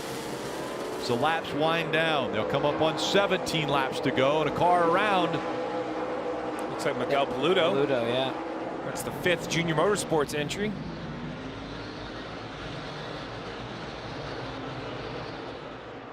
He writes it, we stay green. And now Allmendinger has about a 1 second lead. Now Sheldon Creed to the outside of the 7th. Contact there. A lot of contact. And Allgaier comes out in front. Sam Mayer off in the back there. I thought I saw someone go straight. And it looks like it's the 1 of Sam Mayer. He didn't make it through there. We'll have to try and get a look at what exactly happened there. A bunch of contact down there in turn 1. He was just running 6th place. We see damage now on Allgaier's car. Yeah, you see that smoke coming out at the left front. Justin Allgaier. And maybe that contact with Creed is going to do some more damage to the 7 of Allgaier. Yeah, let's check it out side by side. right there, contact. And then Allgaier drove into there. Here, it's heavy braking zone, Hinch. Bounces off the curb. They make contact, just hard racing, and then there's Sam Mayer. Yeah, it looked like Landon Castle's got in a bit hot, and the 10 got into the side of the 1, but this is the contact that damaged. Yeah, you see Allgaier from damage. There's Sam Mayer going straight down. And here's how Miguel Paludo ended up backwards coming out of turn 12. Sage Karam there on the inside of him. He just gets in a back him, tips into a spin. And there's Sheldon Creed. See, he's around backwards. And the red and white number 2 gets tagged there. Man, lots of action happening, but every one of them kind of innocent enough that no yellow flags have been thrown. Everyone can get themselves going again. Sheldon Creed was running in the 4th position when he went around. And so now that puts Ross Chastain up to 4th. Yeah, and if you're scoring, that gives 1st, 2nd, 3rd, 4th, and 5th. All drivers that you'll see again tomorrow in the Cup Series. That says something, doesn't it? Yeah, oh yeah. And you look, AJ Allmendinger in that white and green 16 car up front. He's able to get that gap a little bit bigger over Bowman than what we've seen so far in that previous stint. Maybe a little happier with his car this time after that last round of pit stops. Just really controlling this race from the front. Do you guys remember who you chose that was going to win this race? I know there was some Ty Gibbs picks, some AJ Allmendinger. AJ Allmendinger over here. You, Hinch, had Allmendinger. The Mayers both took Allmendinger. I got Ty Gibbs, and he's up to 20th. I haven't given up with 16 to go. We could see 3, 4, 5 more restarts. Dave. Marty's picked with a 0-7 of Chase Briscoe, but as he was talking about it, breaking news, Chase had to go to the back for a change of tire. He's made his way back up to the front. Good news for Marty. Can he make it to winner's circle again here at the Indy Road Course? That would be big. Chase Briscoe grew up 90 miles from here, and when he won here in 2020, similar story throughout the year, there was no one to really cheer him on to that victory. So maybe a late caution could help him out. This is a very fast car. It's won on the circuit already this year with Cole Custer. So we'll see if the hometown boy, Chase Briscoe, can bring it in and maybe make Marty happy with this pick. Yeah, huge Tony Stewart fan. So Chase Briscoe said when he won, wanted to climb the fence like he saw Tony Stewart do here at his home track. But right now it's Briscoe running in the 5th position, chasing down or trying to chase down Allmendinger, who continues to put together great laps. Fastest lap the last time. He's 2.3 seconds now in front of Alex Bowman, 4.5 seconds in front of Allgaier. Chastain's 5 seconds back. And Ross Chastain, we mentioned what a run he is making in this equipment, but take a look here. We talked about the day Sheldon Creed was having. Chastain kind of off the curb. Looks like he made contact. Creed went around. Yeah, I mean, it's not much more to add. Unfortunately, he was having a great run. You see here on the inside of turn 13. I mean, he's got his whole car pretty much on that rumble strip, and you lose a little bit of grip, Jeff. I mean, the way it's rumbled like that, you're essentially losing contact patch with the racetrack every time there's a little dip in that curb, and so you're going to lose that grip, and it slides him up into the 2, and unfortunately just knocked him around. Chastain just in front of Allgaier. Those two have had a history before as well.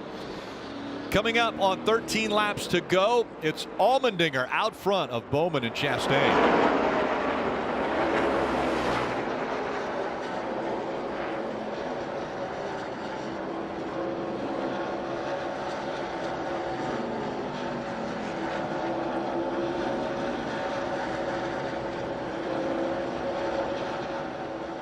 Winding down at the Indianapolis Motor Speedway. Aggression picking up. Alex Bowman currently running in 2nd place for the Hendrick Motorsports number 17 car. He said he was pretty happy with the race car that last run. This is also his first Xfinity start at Indy Road Course and his first Xfinity start in 4 years. He's doing this to get some track time on the road courses. He ran the trucks at both Sonoma and COTA and improved in the Cup race the next day. Alex Bowman Bowman currently looking to track down race leader A.J. Allmendinger, who's also running double duty. Let's see if he can do it with the laps winding down here at Indianapolis.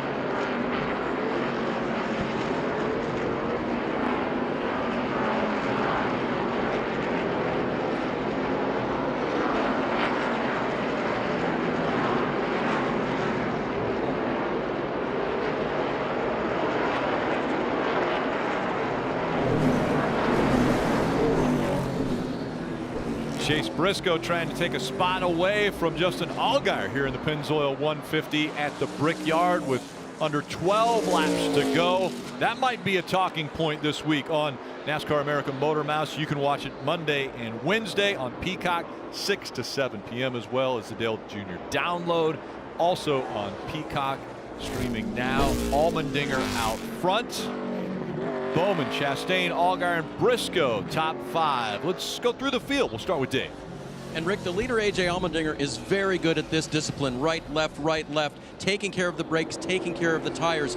Right now, he needs this race to run the way it is. Out front, no late caution, no pressure from Bowman because he is having some lockup issues in the back. Radioed his crew that he had wheel hopped a couple of times.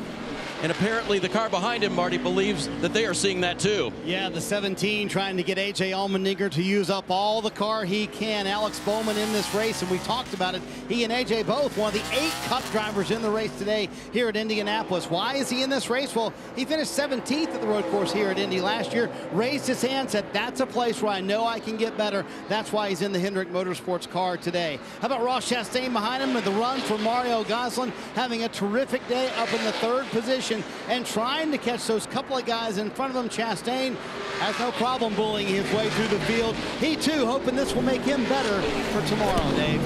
Chase Briscoe just took 4th place away from Justin Allgaier. The last time he won here, there were no fans and he was not a dad. Well, this weekend, going to driver introductions, young Brooks was with him. Marissa, his wife, here as well. He'd like to win in front of the hometown fans and his family. Marty? Justin Allgaier hanging on in the 5th position right now. Remember, he has that left front damage from when Sheldon Creed hit him a moment ago. There you see that damage. And he's also a little concerned about the tire that came off of his teammate Josh Berry's car. Listen. That right front that come off of Josh's car was pretty bad. Yeah, I figured as much. I saw him smoke it the one time. Trey told me, what did he have, 11 or 12 there? And then you said he did it again, so I figured it must have been pretty awesome. Once you do it a little bit, it's so easy to do it again multiple times, you know what I mean? Right now, no flat spots. Good news for the 7 car trying to hang in there in the top 5, Dave.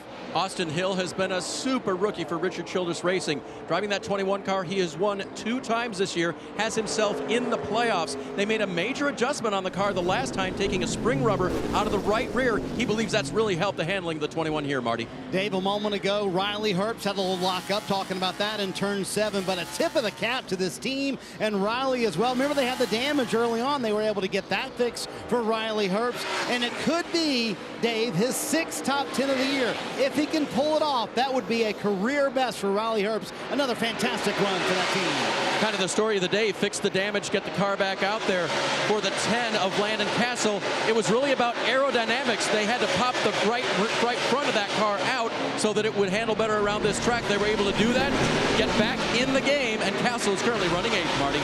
The aforementioned flat-spotted tire for Josh Berry. They made it all the way to the end of stage 2. And remember Mike Bumgardner's crew chief said, you're going to have your what cut out for you here. And Josh Berry has delivered, restarted 15th at the beginning of this stage after the pit stop, and has made his way up to the 9th position into the top 10, Dave. Hasn't been the day that Sam Mayer would want in the one car. Came in with so much enthusiasm. Ran well here last year from the back of the pack. Thought that he had an ability to win this race, but the one car has just not had the track position nor the handling when it did to Sam's liking. He runs back in the 10th position, Marty. And speaking of rallying, how about his teammate Noah Gregson? Yes, right behind him. Yes, the same car who had to cut off that left front splitter right there. And look at all the parts of the car that are gone from Noah Gregson. He has since then driven from 26 to 11. So Noah Gregson doing a terrific job behind the wheel. And meanwhile, Ty Gibbs has moved up through the field as well. Here's your Toyota driver update for Ty Gibbs. He fell all the way back. Look at that, 32nd for Ty Gibbs with the speed in that 54 car. Has driven his way back up, flirting with the top 10 here. We'll see if he can pull it off. And led a lap. Most importantly, he has continued to be very good on road courses, has led a lap on virtually every start of a road course for him. Allmendinger out in front. Now just 9 laps to go.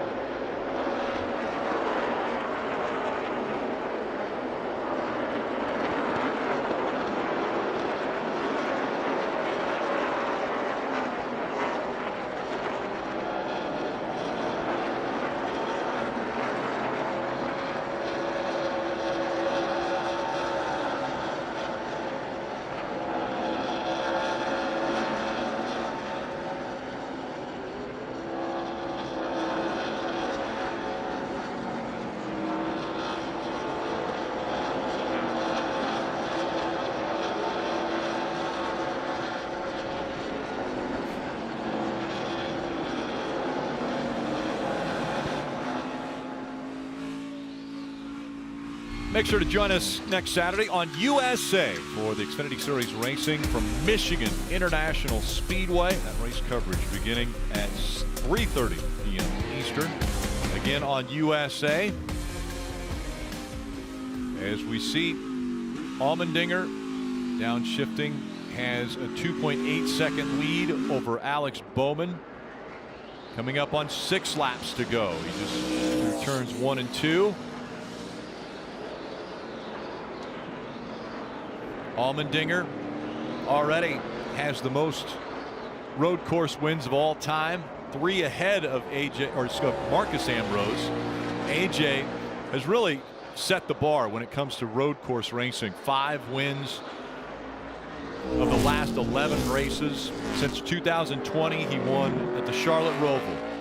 In 21, he went the Daytona Road Course, Mid-Ohio and Watkins Glen, as well as the Charlotte Roval again. This year already, COTA, Portland Road Course, and Road America. And now he's 6 laps away from another win, and this one coming here at the Indy Road Course. And Hinch, you and he have been teammates in the past, and I will contend as a competitor of his and also observing, I think he's the best he's been. I think he's calmer.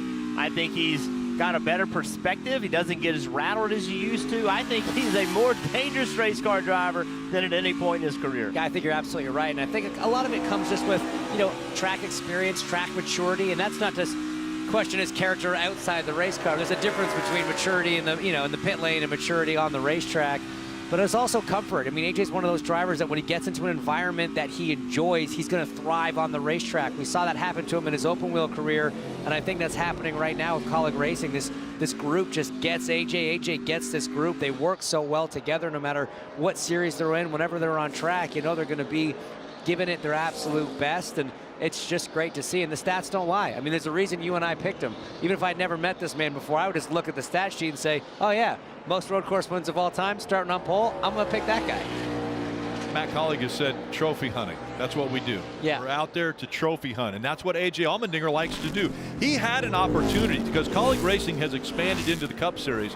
He had an opportunity. If he wanted to go, I'm sure Matt Colleague would have said, you can be one of my drivers. But AJ Allmendinger, as you mentioned, gets in a comfort zone, and this right now is his comfort zone. He feels like he can win a championship in the Xfinity Series, and that's what he's trying to do. If I was Matt Colleague, I'd be working my best to make his comfort zone on Sundays, because he does well everywhere he goes at this point in his career, and I just would like to see him in my car full time if I was this man right here.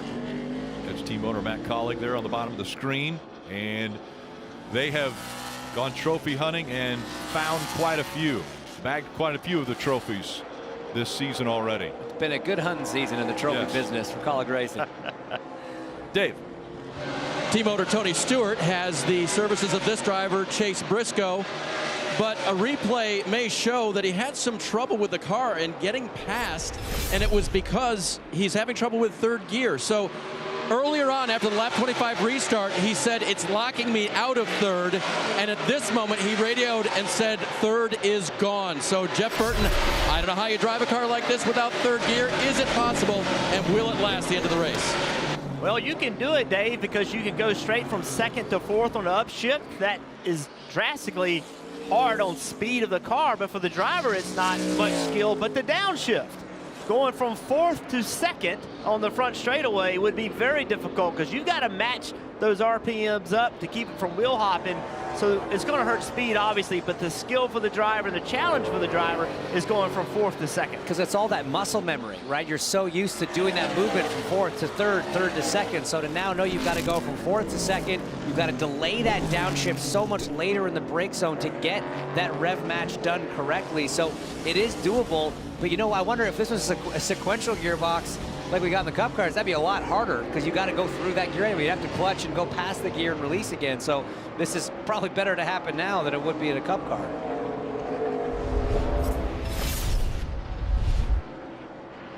Some action right here. Everybody just fighting for space. Wow, a little side swipe there. Ryan Sieg. Dooring Andy Lally. Kaz Gralla, oh. Big right front lockup. See the sparks. Right front's down, actually. He's off course, trying to get back to pit lane. So, I mean, that's a tire that didn't make it. Had a big lockup and just punished it too much. Looks like it punctured. Well, and I think that's where you could get a late yellow, right? Because no one's going to come to pit road. They're going to try to nurse whatever they're dealing with, whether it's transmission issues or tire issues, brake issues. You're going to try to get it to the finish over the last 4 laps. That's when we see cars go off in the gravel or have, issues. That's why I think just the probability of yellow goes up as you get closer to the race. And this man right here, AJ Allmendinger, is not wanting to see one. 2.6-second lead. And he's the only one on track that probably doesn't want to see what everyone else thinks, that would give them another opportunity to make up some spots, especially, you know, look back to 10th place right now. Guys like Ty Gibbs that are trying to make a comeback from a difficult day. A yellow right now would probably be music to his ears. Marty, what about Ross Chastain running third? Boy, Rick, cannot emphasize enough how impressive this run is from Ross Chastain. You know, Mario Gosselin Racing's best ever finish to this point is 4th, and that came in the monsoon race, as we all jokingly call it, at the Roval a couple of years ago. But such an impressive effort for this race team. I mean, look at the teams he's in front of. Stuart Haas Racing, Richard Childress Racing, Junior Motorsports. So Ross Chastain in the 3rd spot. I mean, Jeff, can you describe what a David and Goliath moment this is for Chastain to be up here running in the top 3? And if he gets caution, maybe could win this thing. Who knows? Well, if you're Mario Gosselin, that's why you do everything you can to get a Ross Chastain in your car, because Ross Chastain, unlike a lot of Cup drivers, successful Cup drivers, spent part of his career driving cars that didn't have the funding. He's accustomed to that. It's very difficult to do, Hitch, to go from running good cars all the time to a car that doesn't have that funding. And Chastain has experience at it. He did a nice job of giving himself the opportunity to be in good cars because he what he did in cars that were underfunded. One of the best situations to grow good racing drivers is to put them in inferior equipment. It forces you as a driver to make up the difference. Oh, as we say it, gets onto the curb into turn 4, loses a bit of grip, blocks the inside front. Now he's under attack from Allgaier, but still he's hanging on. He is still doing a phenomenal job in this car. And I think it's exactly like you said. He's got experience having to hustle machines that weren't quite top of the field equipment. Go back and check out what happened with Ross, just pushing really hard.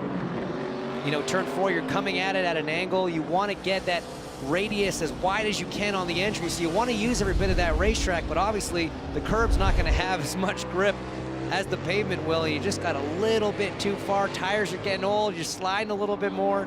I think he got out wide, and then he just got on the brakes to get it slowed down, to get the car back in position, and that was the smoke we saw on the right side. I think he locked that right front tire up as the weight was shifted. Another right front lock up. And you know that Allgaier's not going to give him any space, any added room. These two, when they were running full-time in Xfinity Series, had a few dust-ups. And so if Allgaier can get to him, he's not going to give him any extra room. Under 2 laps to go now, and you ask, why is Ross Chastain running this car? It's added track time. The guys that are racing on Sunday, which tomorrow will be an incredible race here, but the guys that are racing on Sunday are trying to get a little extra track time, including Ross Chastain. Chastain doing a bit of a fade there on the brakes into turn 1 just to make sure Allgaier didn't think about a late dive, but still managed to get a good run off of turn 2, so not under threat here into 4. Allgaier, you can see him there trying to square up the exit, get that good run, try and get the draft down here into 7. It looks like he's got a bit of momentum on him. He's closing. I don't know if it's quite enough though, Jeff. A long way to go to outbrake Chastain into that corner. Looking at it, kind of showing Ross, hey, I want this spot.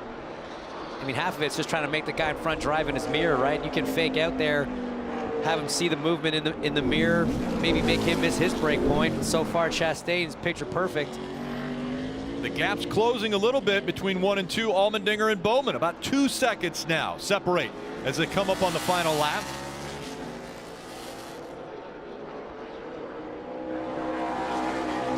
And Allmendinger on the front stretch once again. 1 lap to go, presented by Credit One Bank. Listen into AJ's audio. It's like a chess game between us, like talking about what to say, what not to say, how to do it, how not to do it. And it takes group effort. Group effort. Calm in there. Well, he's been very precise. AJ Allmendinger has put together some incredible laps. They were put to the back of the field when they had a poor stop after he had led almost all the laps of the first stage. And in this race, he's led 41 laps already. This could potentially be the 42nd lap if he's able to hold off Alex Bowman for this win. Now the gap 3 seconds that had separated the two. Hey, AJ now just has to focus on not making a mistake. A big enough lead. Just easy in this corner especially. Don't make a mistake here. See him looking up in the mirror, just triple checking how far back Bowman is. All the room in the world, bud. Just bring it home. Hear him downshifting. The final few corners here at Indianapolis. A year ago, he won the Cup Series race here. A surprise winner as Denny Hamlin went off track. He was able to hang on and win the race. And now, A.J. Allmendinger in the Xfinity Series. What a run he has had. He'll cross the yard of bricks. Allmendinger wins at Indy again.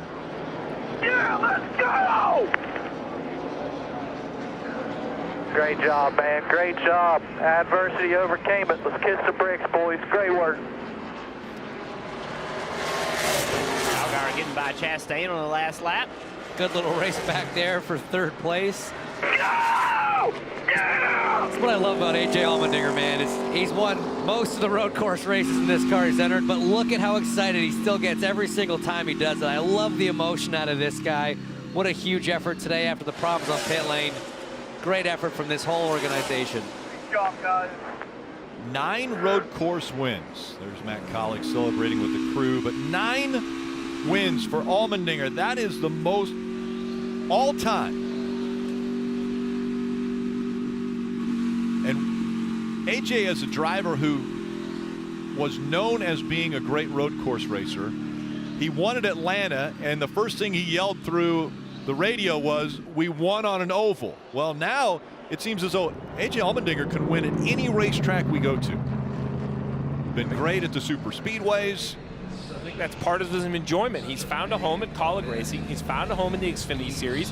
Matt Colleague allows him to run some cup races on the road courses. He still gets to go showcase his talent. That's Matt Colleague right there. Oh my gosh. He's got a great mix. And AJ, he's always a fiery competitor, but you see a lot more smiles out of AJ. Just enjoying being a race car driver.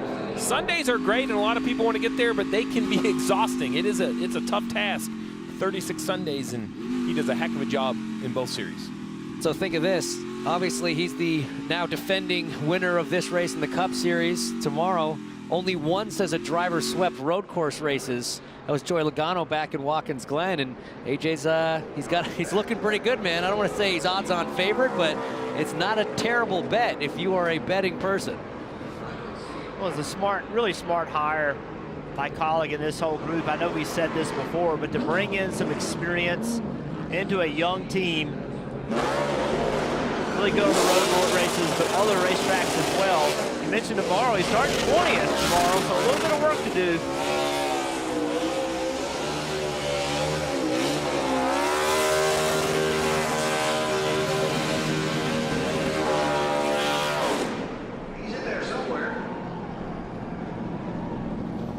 And as the smoke clears, out comes the Indy road course winner.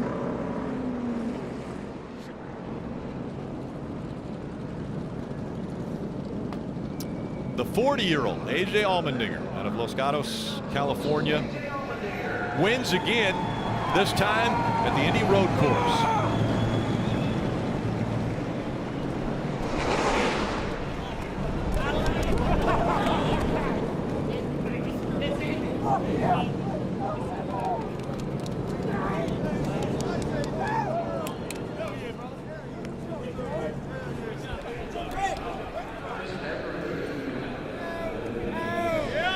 Look who he's first to go to, the crew, after the bad pit stop, and he came back and he said over the radio, "Guys, help me." And that's the first people that he goes over to congratulate after that win, as he goes right back to his crew. Marty?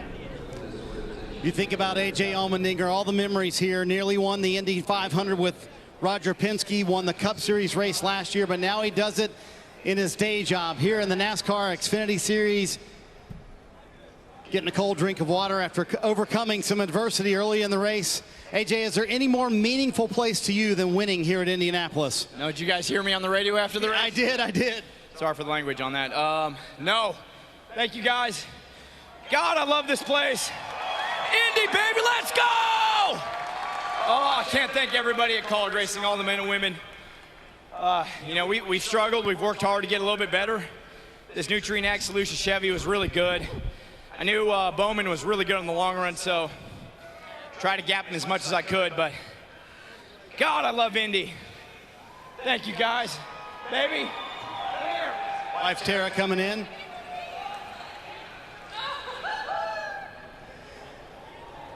AJ, after that first pit stop, you asked your guys to help you. How did they calm you to get this done today? Well, I mean, it's just we win and lose the team, but I knew the way our car's set up in traffic, it's not very good. So we're having a little bit of brake issues as well. So the guys recovered really well. Yeah, I was just frustrated just because I knew that we gave up stage points a little bit there as well to the guys who were fighting the points. But you know what? At this point, points don't mean a damn thing. We're kissing the bricks. Hell yeah. You want to kiss the bricks right now? As a matter of fact, AJ Allmendinger, another win here at the Brickyard in front of the Indianapolis fans. And why not kiss the bricks right now for AJ and this entire race team? Yes! Hell yeah! I love it! A tradition started by our own Dale Jarrett as he was able to win the race here at the Brickyard.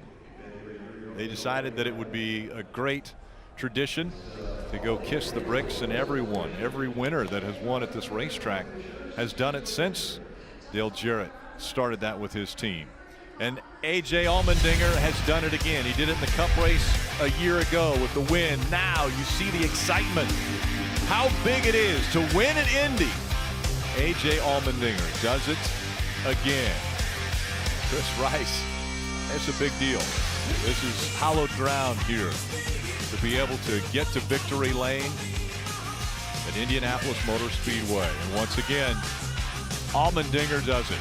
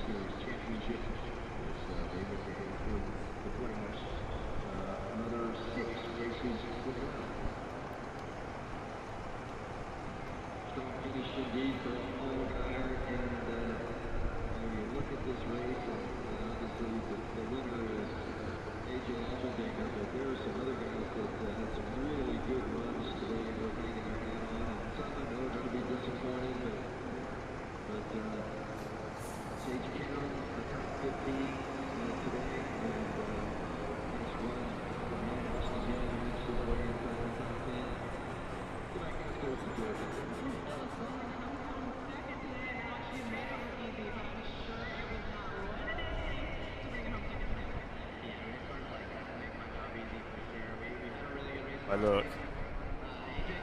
Uh-oh.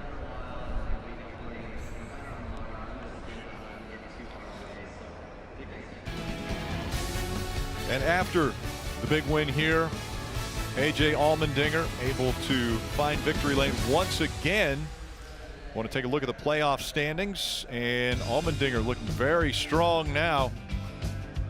Third win of the season. Ty Gibbs with 4 wins, Noah Gregson 3. Multiple wins locks you into the playoffs, and now it's a points battle for those trying to stay in the top 12 and be able to make it into the playoffs. All right, guys, so we've got the 2 mayors, our crew chief, the road course at Indy. Once again, I say that when you have somebody who has this type of success, an AJ Allmendinger, we knew in the beginning, a lot of you guys chose him, AJ Allmendinger, Ty Gibbs, they would rise to the occasion, and AJ has done it once again. It came down to execution. I think AJ had the best car early, and I think Ty made a couple mistakes that took him out of the running. Ty Gibbs, that is, in the 54. Alex Bowman, I just don't think ever had enough equipment, but it's you know, easy to say the best car should win the race, but there's a lot of ways to lose a race. AJ Allmendinger did everything he needed. There was a chance there on a slow pit stop. He kind of took a deep breath, got out of traffic, and that's all he needed. And that's just it. A lot of times the best car and the best driver don't always win the race, you know, and even with some adversity with that pit stop, did what he needed to do, stayed calm. That first restart after that bad pit stop, wow, made up a ton of positions, really put himself, I think, there in the right spot to just kind of get through those last couple cars. He said he wasn't good in traffic. The car wasn't the best. He took care of that traffic right away, found that clean air, and controlled the race from the front. Yeah, once again, turn one played a huge role in this race. Restarts mattered. You had to get a great launch. A.J. Allmendinger did it when it counted, and some others didn't. Some others had track position and lost it on restarts. It's just such a big part of this racetrack. Driving down the front straightaway, a 90-degree turn, heavy braking, you go 4 or 5 wide. We'll see some of that tomorrow, too. It can be done, though, Rick, because as A.J. was doing his burnout, I didn't see a donut on either side of the car. So he got back through traffic completely clean. Yeah, he did. And Alex Bowman will be racing against A.J. tomorrow as well. Let's hear from him. He finished second. Second today for Alex Bowman, and what looked to be a very strong race car, just not strong enough to get the other guy? Yeah, just a little tight on the short run, and thought I could get him on the long run there, and just kind of ran out of time. Probably was a little too nice on the last restart. I knew he was going to be better than us firing off, but yeah, ran out of time. But big thanks to everybody at Hendrick Motorsports and HendrickCars.com and Ally for letting me drive this thing and try to help me for tomorrow. And had a lot of fun. Race car was probably as fast as Xfinity Internet there at the end. We were definitely running them down, just not enough laps. We heard there may have been a little internal competition to get this ride, right? There's like 5 opportunities, and you guys wanted to do it. How happy are you to have the laps today based on running the big race tomorrow? Yeah, for sure. We obviously struggled really badly today in the Cup car, so maybe I learned some things that'll help tomorrow. I guess we'll find out when we get on the racetrack, but yeah, I think all 4 of us want to drive this thing. Who doesn't want to drive this thing? The 17 is really fast, and big thanks to Mr. H and everybody at HMS for putting this deal together. It is an absolute rocket, so makes it a lot of fun to come run with these guys. Kevin and this whole team's a lot of fun to hang out with. So Lisa said I couldn't finish any worse than second, and I had to be smiling and have fun the whole time. So I think we had fun, and at least we're top 2. That's the tire specialist mom helping out Alex Bowman. Looks like he had a good day. He is smiling. Boy, Dave, the fun battle to watch was Ross Chastain, Justin Allgaier there at the end. I thought you were going to stay in front of him. It ties a career best for Mario Gosselin racing with the 4. So how was Allgaier able to get by you? Oh, just overdriving by the 92 driver, Marty. It's yeah, that's all I had there, right? I mean, I was running for everything I had, and for this Farmer's Promise Chevy for Mario Gosselin, it's incredible to be up there racing with those guys. We were racing with the 7. You could see the 16 and 17 for a lot of that run, and race with some of the guys that we work with and prepare with, and I do have to say I'm so sorry to Sheldon. I was probably falling on deaf ears, but I try to give him more room than anybody, and still got into him. Your day job is tomorrow, so how valuable were these laps today? Oh, incredible! Any laps on a racetrack is just great, and you know now it is all about tomorrow, right? So. Go have a good Farmer's Promise bag of dinner here with some potatoes and onions, and go get in a cold tub and get cooled down, get some dinner, and be ready to go in our Worldwide Express Chevy tomorrow. So, Dave, we're used to seeing the watermelon. Today it's a potato for Ross Chastain in a top 5 finish. And it wasn't a lemon for Justin Allgaier. A lot of beating and banging out there, but you came home 3rd. We did. Excuse me. You know, really not that much damage on the car until that last restart, and got a little bit of damage, but had a great battle with Ross in that last lap, and a clean battle. We no donuts on the last lap, and was able to have a spirited battle and have a lot of fun with it. Obviously coming home on the podium, our precision build brand fresh agriculture Camaro was really good today. Just needed a little bit more, and I always love coming back to Indy. So we'll got another shot at it next year, and we'll do the best job we can. Strong day for Justin Allgaier. Rick? Thanks, Dave. All right, tomorrow we've heard a lot of drivers talk about getting back out there on the racetrack tomorrow on NBC. The Cup Series will be taking on this road course as well, beginning at 2:30 Eastern, countdown to green at 2 o'clock. Are there favorites now when we come into tomorrow's race? And will we see Denny Hamlin bounce back after being disqualified at Pocono? Well, I do think Denny Hamlin and that Joe Gibbs team is going to look for a bounce back, something to turn the momentum. But when you look at favorites, guys, I mean, Tyler Reddick, he sat on the pole. He won at Road America. I mean, until somebody proves they can outrun him at the next road course, he has to be my favorite. It's 2022. I have no idea what's going to happen. I don't even know who the favorite is. It's been so much chaos, and we saw it today. I can expect even more, a tougher field all the way from first to last tomorrow. So you think restarts are crazy today? Better wait till tomorrow. I mean, Chase Elliott's been on a good run. He's got a good road course record. He's not starting too far down the order either. So I'm gonna maybe lean on the 9. Okay. I don't think it's a bad pick, is what we're trying to say. There's a lot of options. I get it. I understand. All right. So A.J. Allmendinger, he gets to celebrate this. What are his chances tomorrow? I mean, A.J. Allmendinger has momentum, but obviously in a different car. Well, you got to remember, last year it was absolute chaos, right? We saw the track come apart, some curbing, a huge accident. The track here in IMS has done a great job resolving all of that. The curbs look in place. And I think, so this is going to be our first crystal clear view of what this road course is going to be. AJ earned it last year. I don't take anything away from him, but there were some crazy circumstances. A lot of cars got taken out. Yeah, listen, the championship battle, a tight racetrack, there's a lot on the line. Just expect a ton of aggression. Well, that's what we look forward to. There's more NASCAR coverage always available on NBCSports.com. Again, coming up next on NBC, your local news, except on the West Coast. Racing at Indianapolis. We saw Alexander Rossi get back to victory lane earlier today. And then when it came to the Xfinity cars, an incredible show put on by A.J. Allmendinger and the things he can do. So much history, and it'll be on the Cup Series tomorrow as the youth will take on everyone here at the Brickyard. Standing here with Kaz Gralla on pit road after Indianapolis. It was a crazy race. What did you see from your perspective, and what can we expect for tomorrow? I'm sure it'll be a good race. Today unfortunately, we're not on the right end of it. We had a tough day. We came from the back, actually gained track position. We're up inside the top 10 there, 6th or 7th, and just didn't quite have the pace to hold on to it. Ended up flat spotting a tire towards the end and getting a flat tire. So unfortunately didn't catch a caution at the end. So that hurt our day for sure, but our big machine racing team did a good job. Our pit stops were good.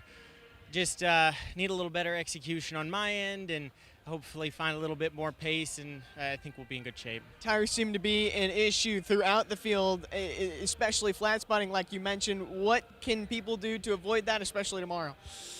It's a tough balance because you got to tiptoe it to avoid that, but that's not fast. So I think this is a place that's just gonna cause that problem for people. So unfortunately, we were on the wrong end of it today.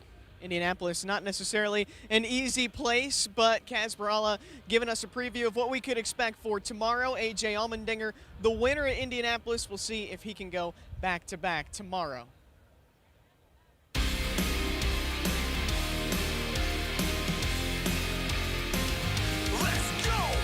We are the ones at the top of the mountain, climb tighten the buckle. One with the right crowd that likes to rumble. Hold a nice crown, it's hard to be humble. We welcome you now to our arena. If you don't know by now, it's hard to beat us. You can tell by our demeanor how hard we leaning.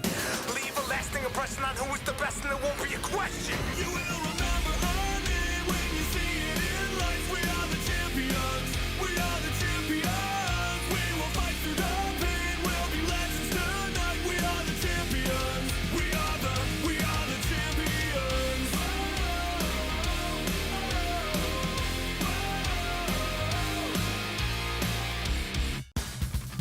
This copyrighted telecast may not be reproduced, retransmitted, or used in any form without the authorized written consent of NASCAR Broadcasting. NASCAR would like to thank all of our fans for your support, and we hope you enjoyed today's broadcast.